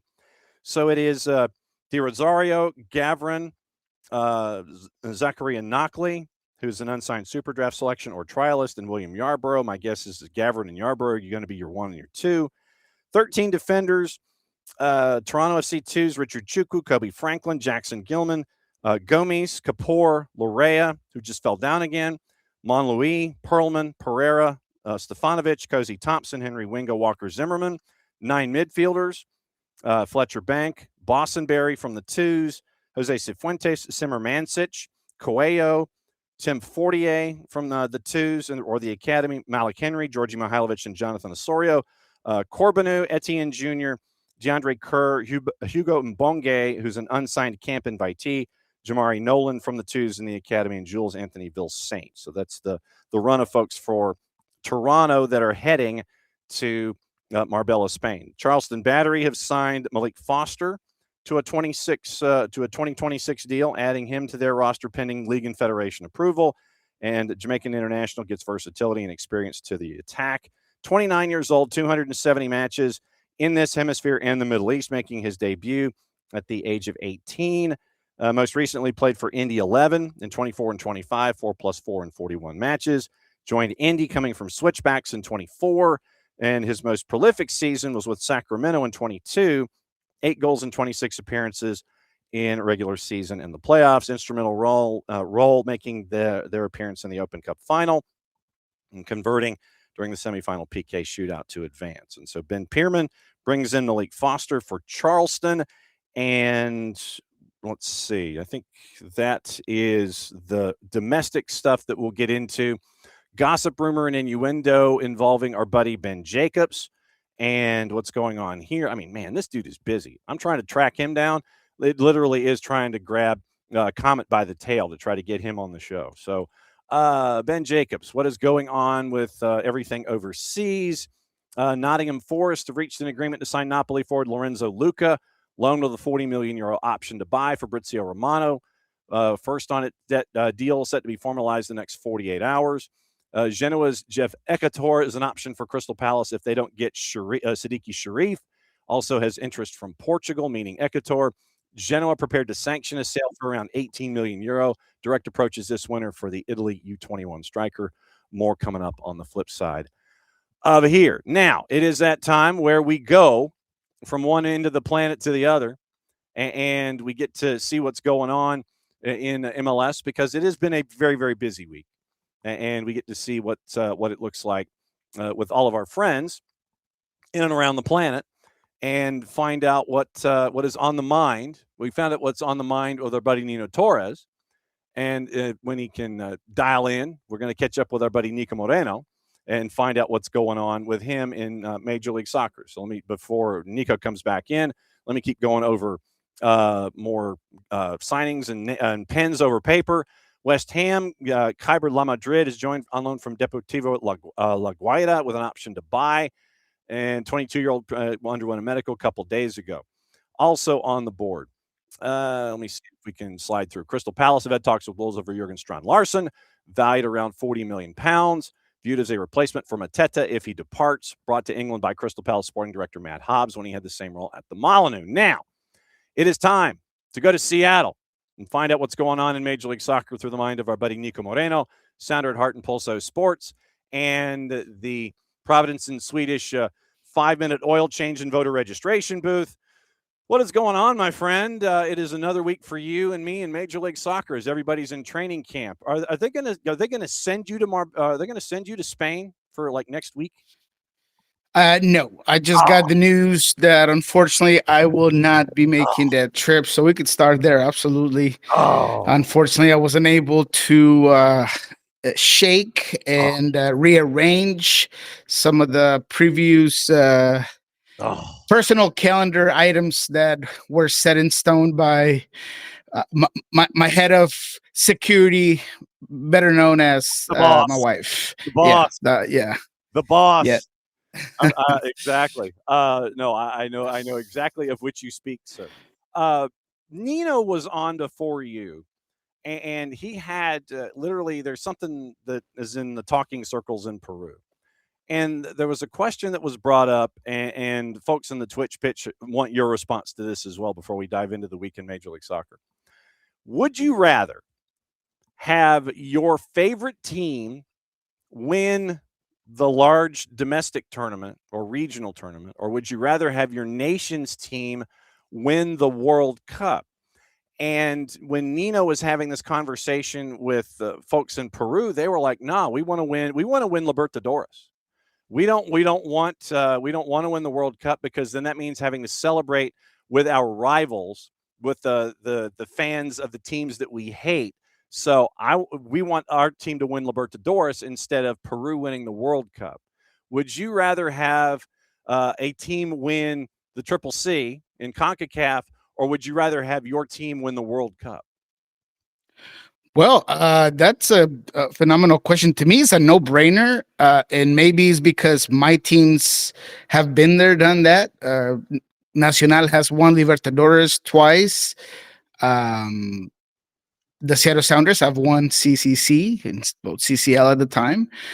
So perhaps that's the reason why I would think that there's no other answer than Colombia winning a World Cup would be phenomenal. I mean, that is the one team that ever since I have any recollection of watching soccer, I have been excited about and heartbroken about every single time, whether we've had phenomenal teams with all the expectations like the 94 Colombia team, or that they've kind of earned your heart and kind of filled your emotions like the Colombia of Brazil. I mean, that team felt like a squad that was going to get through all the way to the final, but didn't.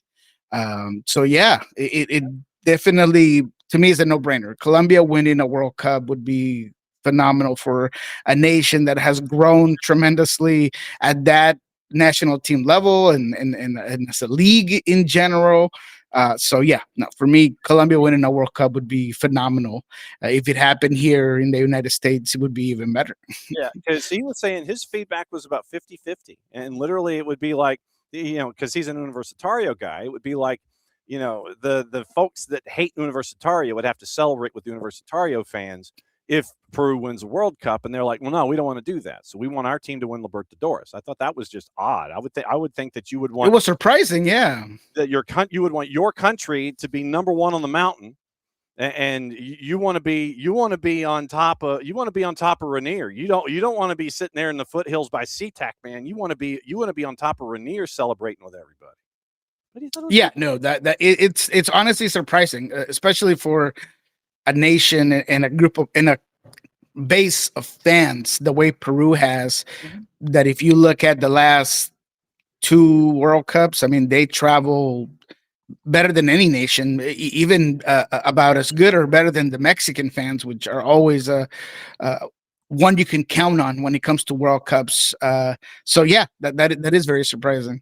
Okay, let's get into Major League Soccer in the week that is and the week that was. Seattle is in Spain. Toronto is heading to Marbella, and they're driving over, and they'll be over there in a couple of minutes. And what have you been able to partake, see what's going on, or are they just kind of hiding in plain sight in Spain right now with Seattle? What have you been seeing so far?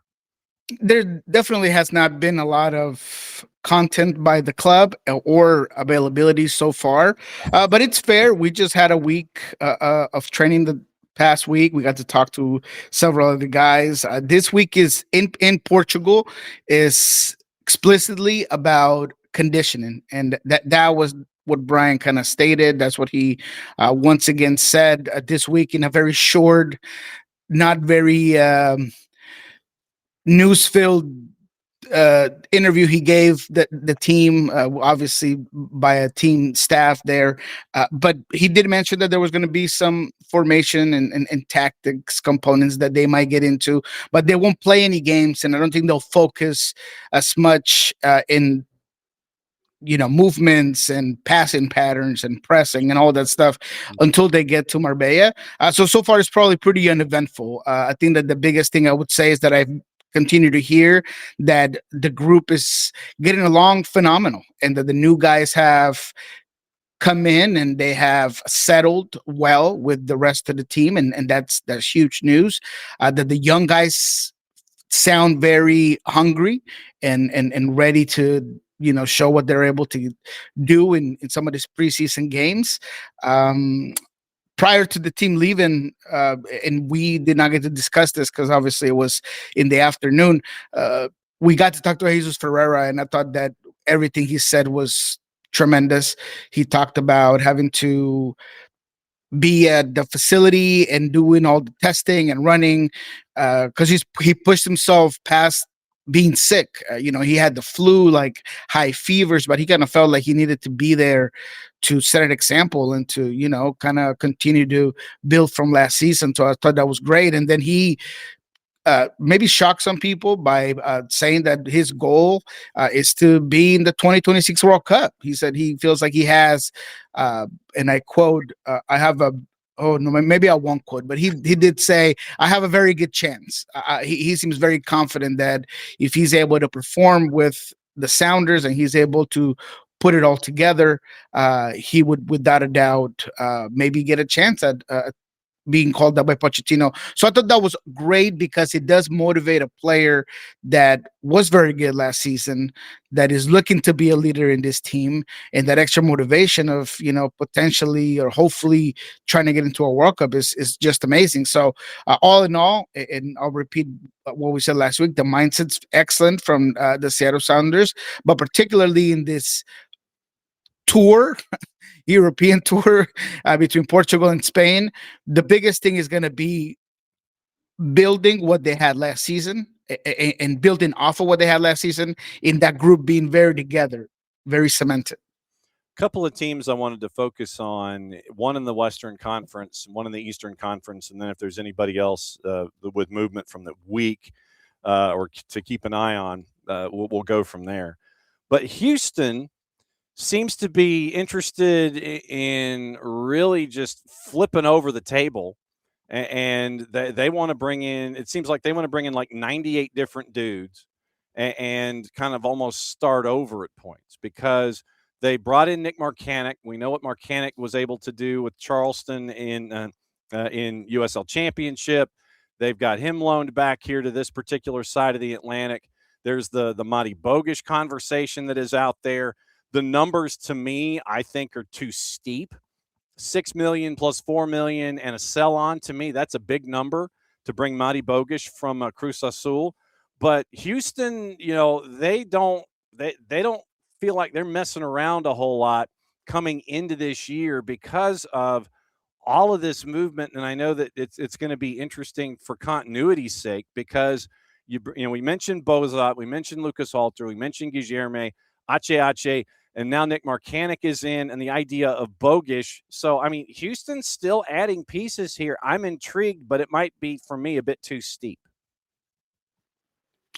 Maybe it's too steep, but that has been Houston's new attitude towards trying to shock this team back into relevance, if you will. I mean, even the first Ache contract, was a gamble. It was pretty big. It didn't quite pay out. And the fact they're continuing to stay on course and say, look, well, that didn't work out, but let's bring him back on a lower number and let's keep adding on to what we already have in this roster is great. And I mean, this is a loan, and loans are always good for you to be able to figure out if a player is going to come in. He gives you an opportunity to have a high potential high salary guy or potential high transfer guy for the meantime. So Houston, I think they see the writing that we've been kind of setting here in the show, is that the West is for anybody to go out there and grab. And although there are 2 teams or 3 teams that are likely going to be at the top of the pyramid, you're able to get yourself and be a protagonist. And so, Agustin Bauza coming in, the fact that, Gilmar is going to be an interesting player. I mean, they're shooting for the moon, and they should.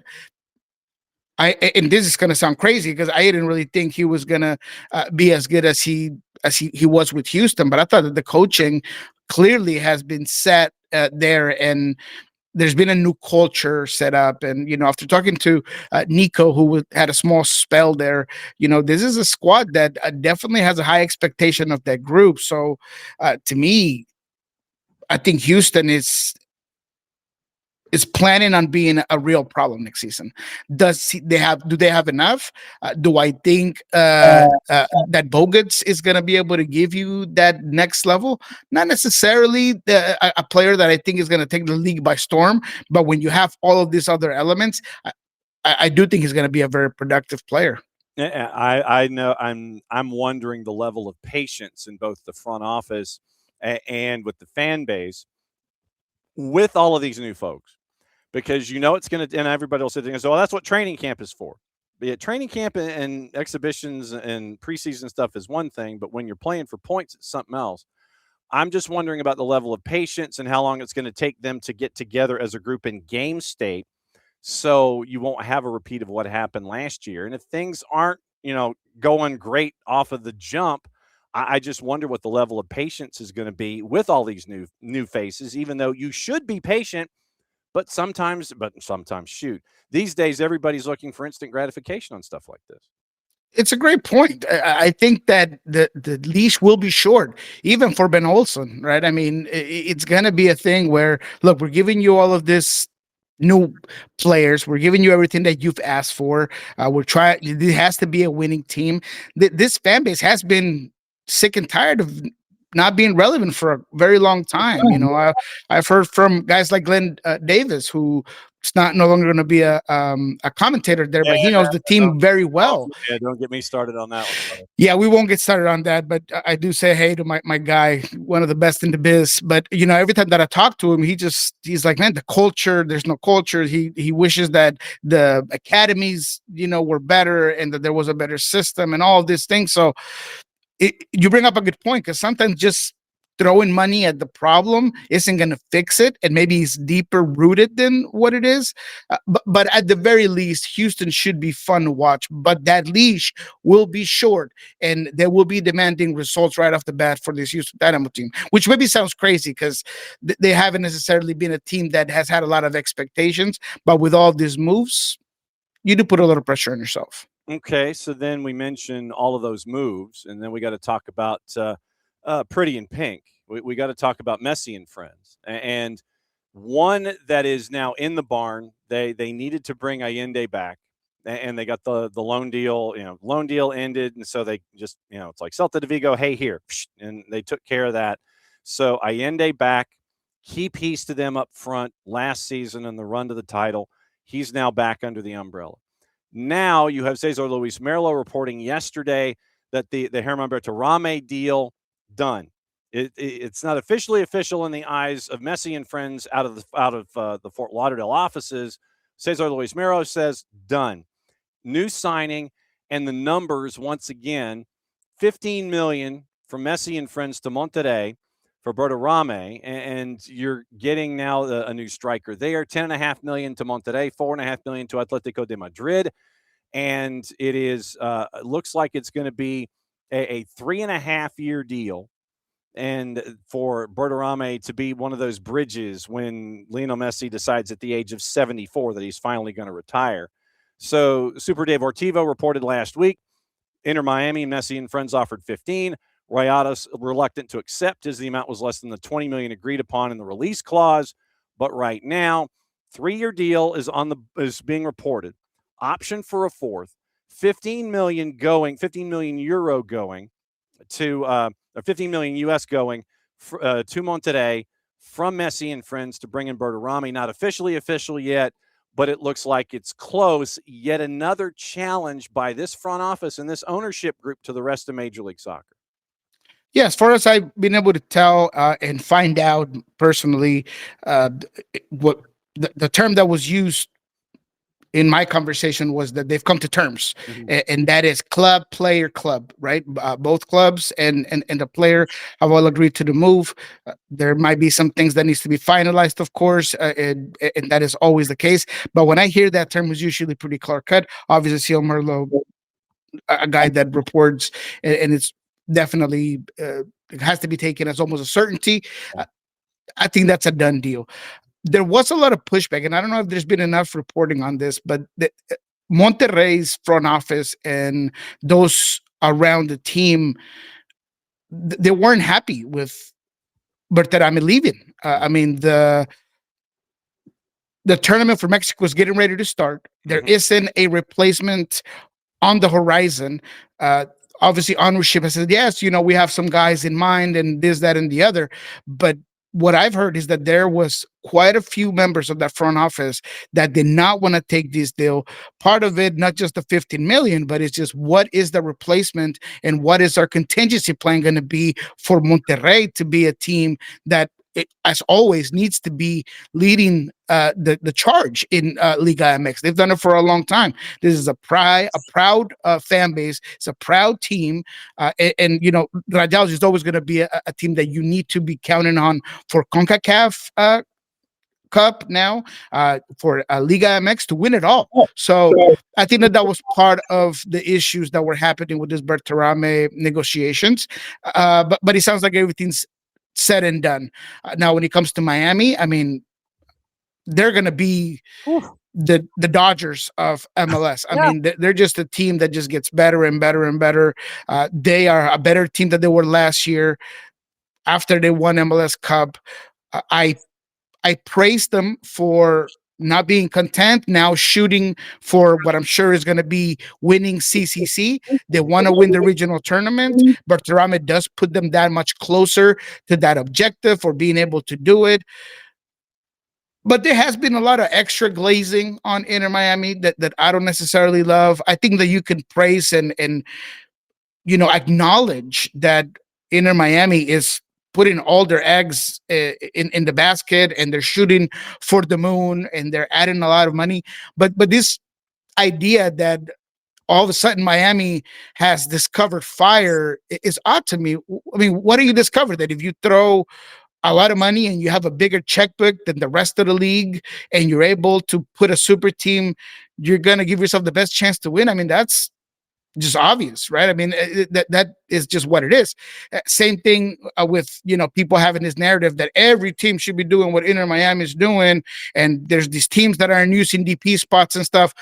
Go look at La Liga in transfer market and compare what that roster amount of money looks like, and it's Real Madrid, Barcelona, and everybody else. And there are some teams that Real Madrid and Barcelona are spending 10 times what some teams are spending. So it's not about the structure, the DPs. Is just that the reality of the world is that in every single league, there's always going to be 2-3 teams that have the resources to take over the league. And it's about those other teams without those resources to find a way, find a system that works to make them achieve their objectives, whether that is fighting for titles, or in many cases is just not getting relegated. Go ask Godoy Cruz in Argentina what their objective is. Yeah, they've shown up, they've had titles and things like that, but for the most part is, let's just not get relegated. I mean, that's plain and simple what they want to do. So I just don't like those narratives being compared and added to this whole Inter Miami thing.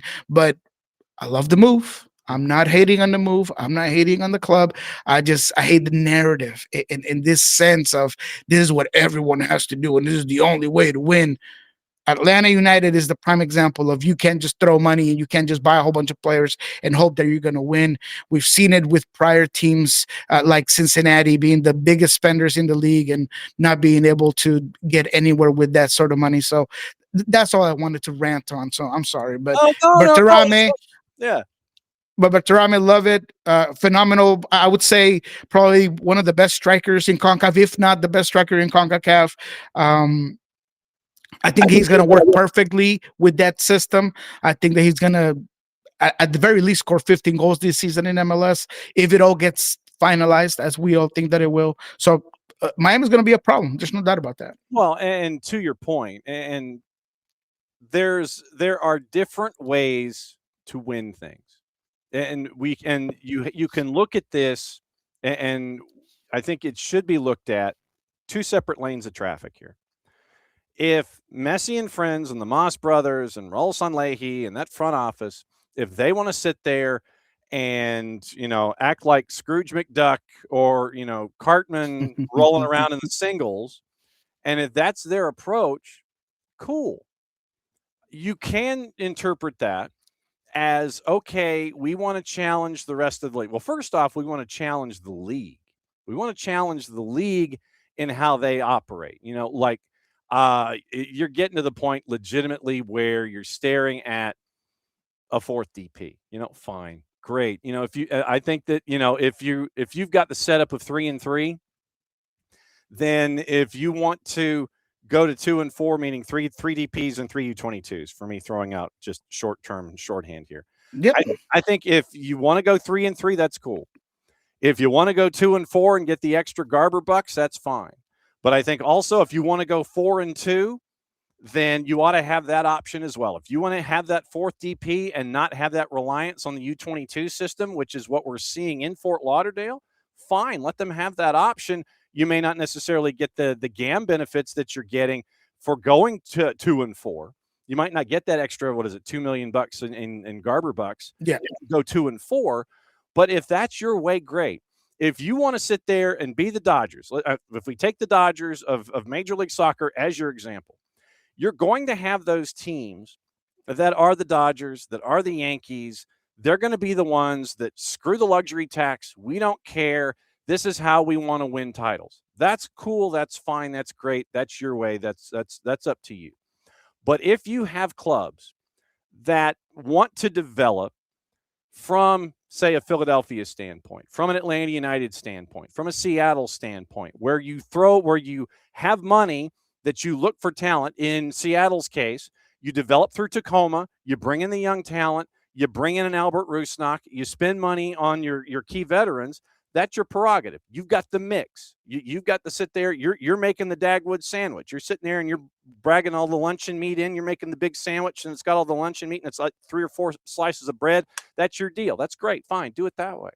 If it's with Atlanta United, where Atlanta United comes through the academy, you've got all that young talent. You move that talent on, you move some of it on, you sit there and you get benefits from it from the sell-ons, you reinvest it in yourself, you bring in the high-priced talent, make the Dagwood sandwich, fine, that's your way. Find your way. Don't be bent out of shape if someone's doing it differently. But if you're both being successful, find your way and be comfortable with it. Don't sit there and look at what's going on in Fort Lauderdale. Don't sit there and look at what's going on in teams that want to spend $9 gazillion. Let them do that. Let them find out how to figure out how to pay taxes on that stuff. That's their prerogative. Find your way. Be comfortable with your way. Just don't be the Pittsburgh Pirates about it, you know? Yeah, I mean, I couldn't agree more. And that's the reality. This radical ideas about how everything should be done by this and that or the other, or that relegation, no relegation MLS is what allows these teams to be okay with losing and there's nothing to lose for.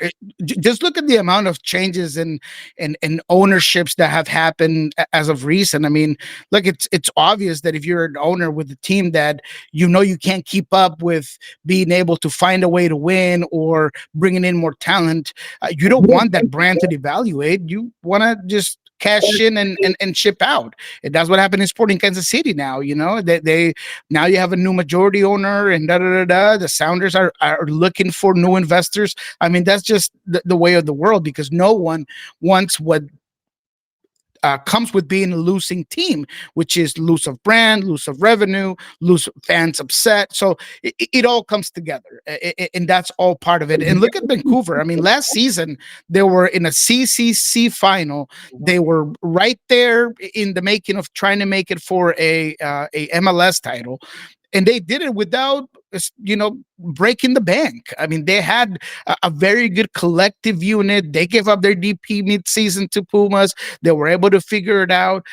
They had their own way. And that's exactly what I wanted to focus on. So I appreciate you adding on to the conversation there. If I felt like I had this just thing that I needed to get out of my neck.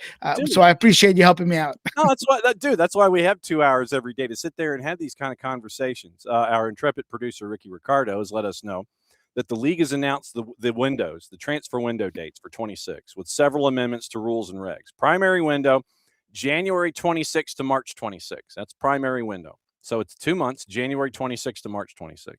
Secondary window opens July 13, closes September 2nd. So with that, extending into September for the first time in 2 decades, excluding 2020, conclusion of the MLS window aligns with the top leagues around the world. So now MLS is July through September 2.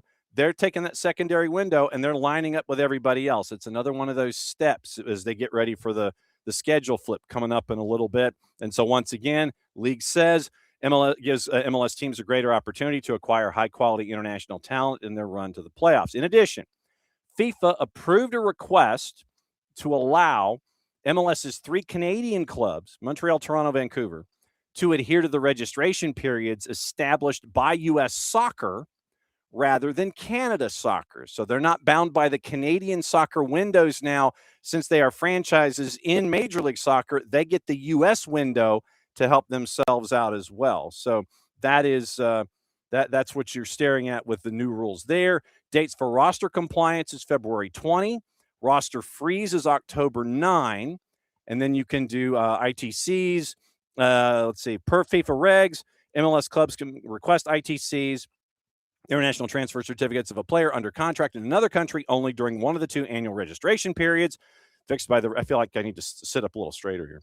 In another country, only during one of the 2 annual registration periods fixed by the relevant association. The first registration period must be a minimum of 8 weeks, but not exceed 12. So, okay, so that's requested required reading also, in addition to the number stuff that we talked about at the Athletic off the top. So, bottom line is that the new rules and regs are out in the windows. January 26th to March 26th, July 13 to September 2, and the 3 Canadian teams can stick to those windows and not the Canadian windows. That came out about 6 minutes ago. So that's your bolo for the day when it comes to transfers and looking at that. Anything else on your radar before you go and get cup of coffee number 3? The Joao Klaus to Galaxy is one that it's going to be an interesting move. Obviously, it got reported first by Tom Bogert, but I had been looking into it because there was a couple of teams that were interested in Joao Klaus, and that goes to what I wanted to add on to Bogert's report is that Bogert's report is that I had been told that that Joao Klaus had already expressed his interest about a potential move away from St. Louis at the end of last season. So I'm not saying he asked for a trade, but he expressed that he'd be more than happy or more than okay with going somewhere else. So whether he was on the trade block or not, I have yet to confirm, but that's kind of what it sounds like. There is no other way to put it than, his time in St. Louis has had a lot of ups and downs, some because of injuries, but he's a striker that has had some really big moments, and that if he does go to LA Galaxy, he fits that bill. I think that he's a guy that's going to be great on hold up, that he's huge and can give them a real presence inside the 18, that he can work with Nacimiento and allow him to continue to develop. He doesn't have to be the guy that could work well with Christian Ramirez, that I think he would allow those wingers to come inside and become other additional strikers in the final third, right? He could hold up, he could allow him to push through, get those overlaps. I just think Klaus is going to be an interesting player for the LA Galaxy. Sounds like they haven't come to terms necessarily yet, but there's a desire from obviously Joao Klaus to go somewhere else, and I think this would be a great landing spot for him. It looks like the number's around $2 million in the intra-league transfer trade deals. Greg Vanny quoted as saying he's an interesting option. My understanding is we're in some discussion, but I don't know how close we are. I think he gives us some uniqueness to the up top. To the top, having someone of his stature and his quality is not a bad thing for us. Mm-hmm. So that's what Greg Vanny says there. One question from Tom H. Tom H. Before we get out of here, any Obed news? Is the fact that he's with Mexico instead of Sounders any indication? No, everything's still the same. Is what I've been reported. Somebody added me on CL Merlo saying that Obed will be leaving or could be leaving in this transfer window, as if that was news, but it's Merlo, so I guess it's news because he says it. But that's exactly what we've been reporting over the last 2 weeks. I mean, we've entirely put shows just about the Obed possibility. So no news additionally to what we've talked about. The closer we get to the end of the winter window, the more likely I feel like he would be gone. There is going to be an effort from the club to move him on. There's an effort from his group his agents, his representation to get him a good deal to move him on. So I do think that there is a lot of interest, but there has not been an official offer that has been interesting enough to say that he'll be leaving. But I think that that's one to watch on a day-to-day, week-to-week basis until the end of the transfer window. So yeah, he going to Mexico is just normal. That's his objective. The Sounders know that they want to have him take that opportunity and potentially be in the 2026 World Cup. So they allowed that to happen, although this camp isn't FIFA mandated. And that's why, the Sounders could have said no, but they definitely allowed him to go because they want to push, they want to support him to potentially get into Javier Aguirre's team for this World Cup. Okay, so since you don't have to go to Providence and Swedish tarot card reading, fortune telling, and voter registration booth because they're over in Europe, what's going on at Sounder at Heart and Pulso Sports? Yes, of course. We're going to be doing our typical What We Learned This Week on Friday. I have potentially good interview today. Have not heard back from the PR team. They had told me that it was going to be today, but I texted them earlier. So we might have something interesting happening there at Sounder at Heart. There's going to be a really fun interview, but I won't say the name until it's all said and done. But just check that out. We might have something interesting happening there for a very good interview with Sounder at Heart's YouTube page. Of course, on Friday, as I mentioned, we're going to do our usual What We Learned This Week. On Monday, Lobbin Scorchers with Ari Lillenwall. And on Pulso Sports, if there's any availability through the Sounders, whether it's via Zoom or whatever they want to do it with in a virtual setting, we'll definitely be there and add that into Pulso Sports. And you can, of course, watch this segment of SDH at some point in the next couple of days in case you missed it. So, yeah, go ahead and check that out. What he said. As always, my friend, great to see you. Enjoy the rest of your weekend. Be safe, be well. Enjoy the news coming over from Europe. We'll catch up with you again next week. Good to see you. Thank you, John. Have a good one. There he goes, Niko Moreno, heading through the end of Cup number 2, heading toward Cup number 3. And we are incredibly grateful to have him as a part of our SDH family clan and letting us know what the heck is going on over on the other side of the planet. All right. Quick news out of Pretty in Pink. Messi and friends officially have now signed Rocco Rios Novo on a permanent transfer. That literally just came out a second ago. Now it's announced that it is a permanent transfer from Lanús. Signs a contract running through 28-29 with an option for an extension until 29-30. And now he remains on at Messi and friends on a permanent basis after an initial loan last year. So Rocco Rios Novo is now officially permanent transfer from Lanús through 28-29 with an option for 29-30. So that's news there. And I'm going to bounce around with news from a bunch of different places. Tormenta had their media day yesterday in League One. They've signed a Canadian forward, Dario Zanata, and he comes in once again pending Federation League approval. 2 seasons with Pacific FC in the Canadian Premier League. And since they, I believe, no longer exist, so that comes in as a free. And so March 8 is the season opener for Tormenta, hosting Spokane Velocity at Tormenta Stadium. So always great to see what's going on there with Tormenta. And we are efforting conversation with Tormenta as they get ready. They're in camp officially as of yesterday. And so we'll keep an eye on what's going on with them. Okay, recapping where we are and pulling the bookmark out from where we were. Crystal Palace held talks with Wolves over Jurgen Strand-Larsen with Alex Crook. Breaking that with Talk Sport, Strand-Larsen valued at around £40 million, viewed as a possible replacement for Jean-Philippe Mateta should Jean-Philippe Mateta leave. And he is interested in leaving. Strand-Larsen brought to England by Crystal Palace sporting director Matt Hobbs when he had the same title at the Molineux. Toby Collier, loan move from Manchester United to Hull City. Looks like that's going to be completed by today. Bournemouth reached an agreement in principle for Greek keeper Christos Mandas, loan with a conditional option to buy. So that comes with Lazio.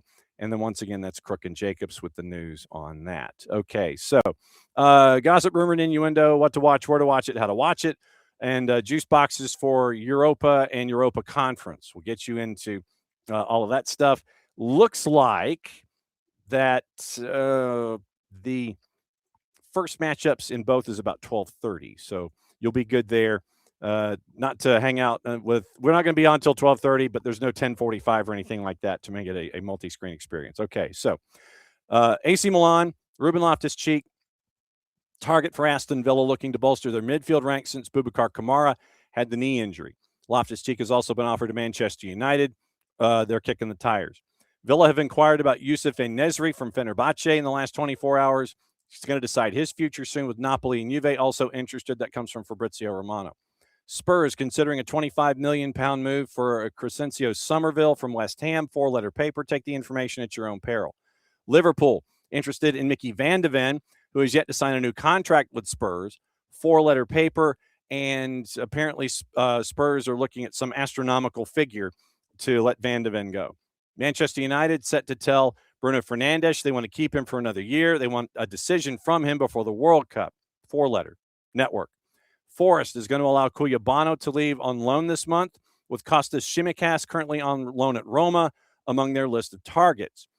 Forest have had an offer for Napoli defender Matias Oliveira rejected, but remain in talks over the Uruguayan international. That's from Tutto Mercato.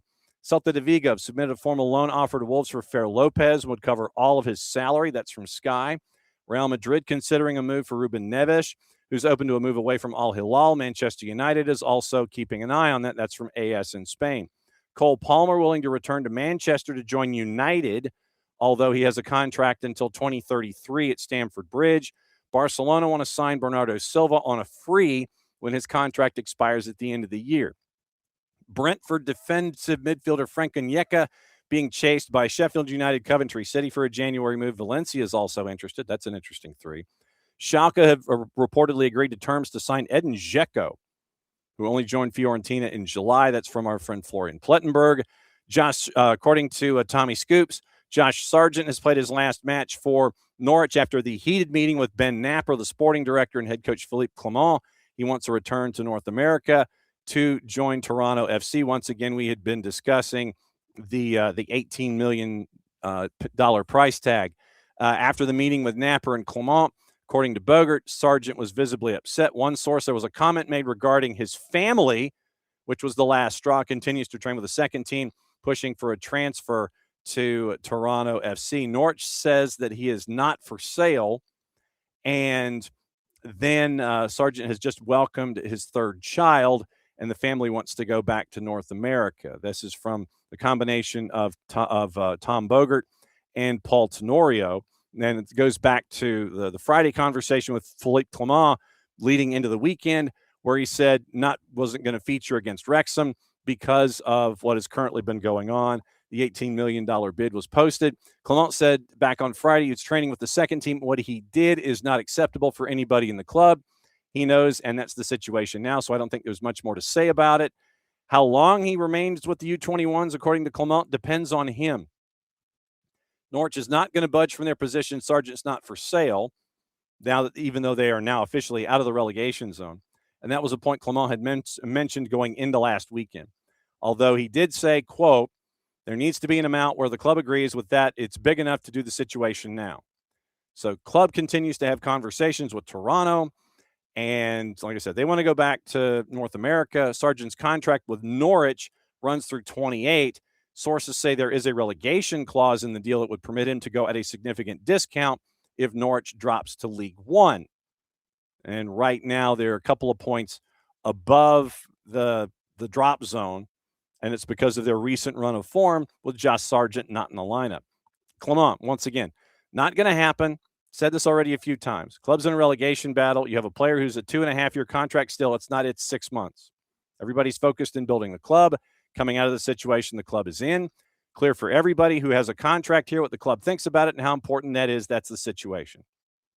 Remember, also close to FC Cincinnati, back in the summer 24, Norwich demanded north of 25. FC Cincinnati came with 20. No deal. Norwich and then accepted a $28 million bid for Sargent this past summer to Wolfsburg. Josh Sargent turns it down due to personal reasons. And so you have this back and forth right now, 8 goals, 3 assists, all comps for Norwich, 6 of the goals in the first 5 games of the season, 2 goals in his last 19. So that is where Josh Sargent currently is. U21s and not playing with the first team.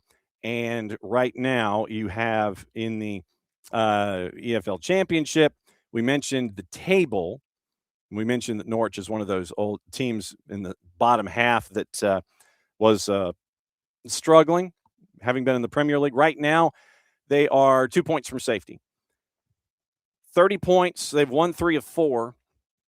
28 matches in, and so you have 18 to go for Norwich. Portsmouth has matches in hand. Blackburn, Oxford, Sheffield matches in hand. But right now, Blackburn, 28 points. Portsmouth at 29. Norwich is at 30. West Brom, with our friend George Campbell, is at 31. Charlton, Athletic, Sheffield United, both at 32. So 4 points separating 6 teams from 17th to 22nd right now in the championship. So they are in a relegation scrap. Just to keep you up to date on everything Josh Sargent and what is going on currently right there. So you've got that particular piece of information involving Josh Sargent and what's up with him and what may not be up with him in the future. So also on your spreadsheets involving everything with our gossip, rumor, and innuendo, we mentioned the Josh Sargent element that was attached to the new go-round. Once again, $18 million was the offer from Toronto FC, and I think that they're probably going to sit there and go, well, if you get relegated, could be a lot less. So we'll see what happens there. We mentioned Siddiqui Sharif with Angers. Wrexham is now looking at Sharif, and they have launched a bid of £19 million to chase after him. Once again, you're competing with Crystal Palace here on this one. So we'll see what happens. If Happy to Be There FC is interested, we'll see what the bid looks like. Middlesbrough, once again, might be chasing after Brighton winger Jeremy Sarmiento and are attempting to gazump Birmingham City's deal after they had already agreed on a permanent transfer. Leicester's looking at David Datro Fofana, might be priced out of a deal. 8 goals and 15 on loan at Karagümrük in the first half of the season there. And see if there's any other. Matt Targett, you might remember, on loan from Newcastle to Middlesbrough, has had a recall clause extended as the Magpies consider whether they're going to allow him to finish the season there. And so that is what you're staring at with all of your gossip that is attached to the league as we know it. All right, so what to watch, where to watch it, how to watch it, brought to us by our friends at Fanatis, fntz.co/soccer down here. You go there. That link is important. It helps them. It helps us and helps you by adding more matches to everything you're already watching. With Fanatis, you get all the BNs. You get TSA matches from Argentina, more leagues from across South America, all in one place. One subscription, one home. Fanatis at fntz.co/soccer down here. And you also get to watch the Copa de Argentina. And you got to see Midland knock out Argentinos Juniors last night in the 8th round of PKs, where the keeper had made a save. And he's motioning to all the folks in the line. Who's coming up next in round number 8? Me. Put up the stop sign and launch the PK to send Midland, who is in the 2nd division. Jason thinks that they're in the 2nd division for the first time ever, that they are there in that tournament, and they have knocked off Argentinos Juniors. So big win for Midland last night as you look at things and get to see all of the things with our friends at Fanatis. And so you get Fanatis there, fntz.co/soccer down here. Europa League, doubleheader CBS Sports Network, Fenerbahce and Villas at 12:45, Roma Stuttgart at 3. FS2 is running the league that we neither condone, endorse, nor promote. Fox Deportes simulcasting it. International friendly with Panama and Mexico at 8 o'clock tonight on Fox Deportes. Simulcast on 2 Fox ONE and the foxsports.com also going to that league that we don't talk about. Paramount Plus has all of the matchups, in Europa League, either at 12:45 or at 3, and they've also got Lincoln City and Burton Albion at 3 o'clock in League One. A-League was very early this morning on the women's side. Now, let's get you into said juice boxes, and we'll blow through them quickly, and we'll go through Europa League and Conference League. And here's the deal. Here's your 12:45s. Europa League. Bologna favored a -139 at home against Celtic. Midtjylland to +102 on the road at Braun. Fenerbahce favored against Aston Villa at home at a +141. Feyenoord a minus 238 at home against Sturm Graz. Freiburg a minus 476 at home against Maccabi Tel Aviv, who's a plus 1,200. Malmo is a dog at home to Red Star Belgrade at a plus 258. Red Star's a minus 104. PAOK favored at home against Real Betis at a plus 125. Real Betis a plus 210. Draws a plus 239. Victoria Pilsen, a dog at home to Porto. Porto minus 128. Pilsen a plus 373. Draws a plus 250. Young Boys, a dog at home to Lyon, who's a minus 143. Young Boys a plus 366. 3 o'clock. Roma, favored at a plus 112 to Stuttgart at a plus 112. Stuttgart a plus 229. Nottingham Forest on the road, slight favorite at Braga at a plus 159. Braga a plus 172. Celta de Vigo favored at home at a plus 134. Lille a plus 204. Dinamo Zagreb minus 139 hosting FCSB at a plus 369. Ferencváros and our friend Stephen Glass, assistant to Robbie Keane, they are favored at home against Panathinaikos at a plus 133. Panathinaikos a plus 206. Nice, even money plus 100 against Go Ahead Eagles at a plus 224. Rangers a plus 114 hosting Ludogorets Razgrad at a plus 211. Salzburg a plus 110 hosting Basel at a plus 209. Utrecht is a plus 197, a home dog to Genk at a plus 134. And then in Conference League with, let's see if we have games today or if they are tomorrow. Traditionally, they are today. They don't play again until February 19th in the round of 16. So it is a Europa day, 12:45 and 3 o'clock on Paramount Plus, with matchups being simulcast on CBS Sports Network, 2 to NA, and the like. So it is a busy day across the board, and we can't thank all of y'all for being a part of it as well. Tomorrow, in addition to getting you ready for the weekend, we are going to catch up with another one of the first-year teams in USL League One, Fort Wayne Football Club. You might remember DeMarcus Beasley and his efforts to try to bring Fort Wayne Football Club to the fore. They are now officially on the clock, and we are going to be able to catch up with that. We're going to catch up with folks in the front office for Fort Wayne and find out what it's been like to build from absolute zero. Sporting director Oliver Gage is going to drop by at 10 o'clock, and we're going to find out what is what's on Oliver's mind, what it's like hanging out and trying to build something from scratch with Mike Avery, who's been a part of the Fort Wayne soccer scene for the longest time. But your DFO, DeMarcus Beasley, Oliver Gage, the sporting director. Gage will be with us tomorrow at 10 o'clock, in addition to getting you ready for the weekend and going across the board. So it's going to be a very, very busy day getting you ready for the weekend. If you've still got to go out and shop, probably do it today. Just go out and do it today. The rush is going to happen. It's going to be drizzly today if you're here in the footprint. It's going to be colder if you go closer to the Mississippi River. So if you got to shop, get it done today as I sit here and look at the Big 55 and see what's coming.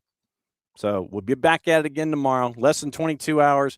We almost made it to 11:30 because of all the stuff going on. So as always, great to catch up with each and every one of you. Thanks to Nino. Thanks to Nico. Thanks to y'all as we get you ready for another go-round of SDH AM in a little less than 22 hours, almost 21 and a half hours.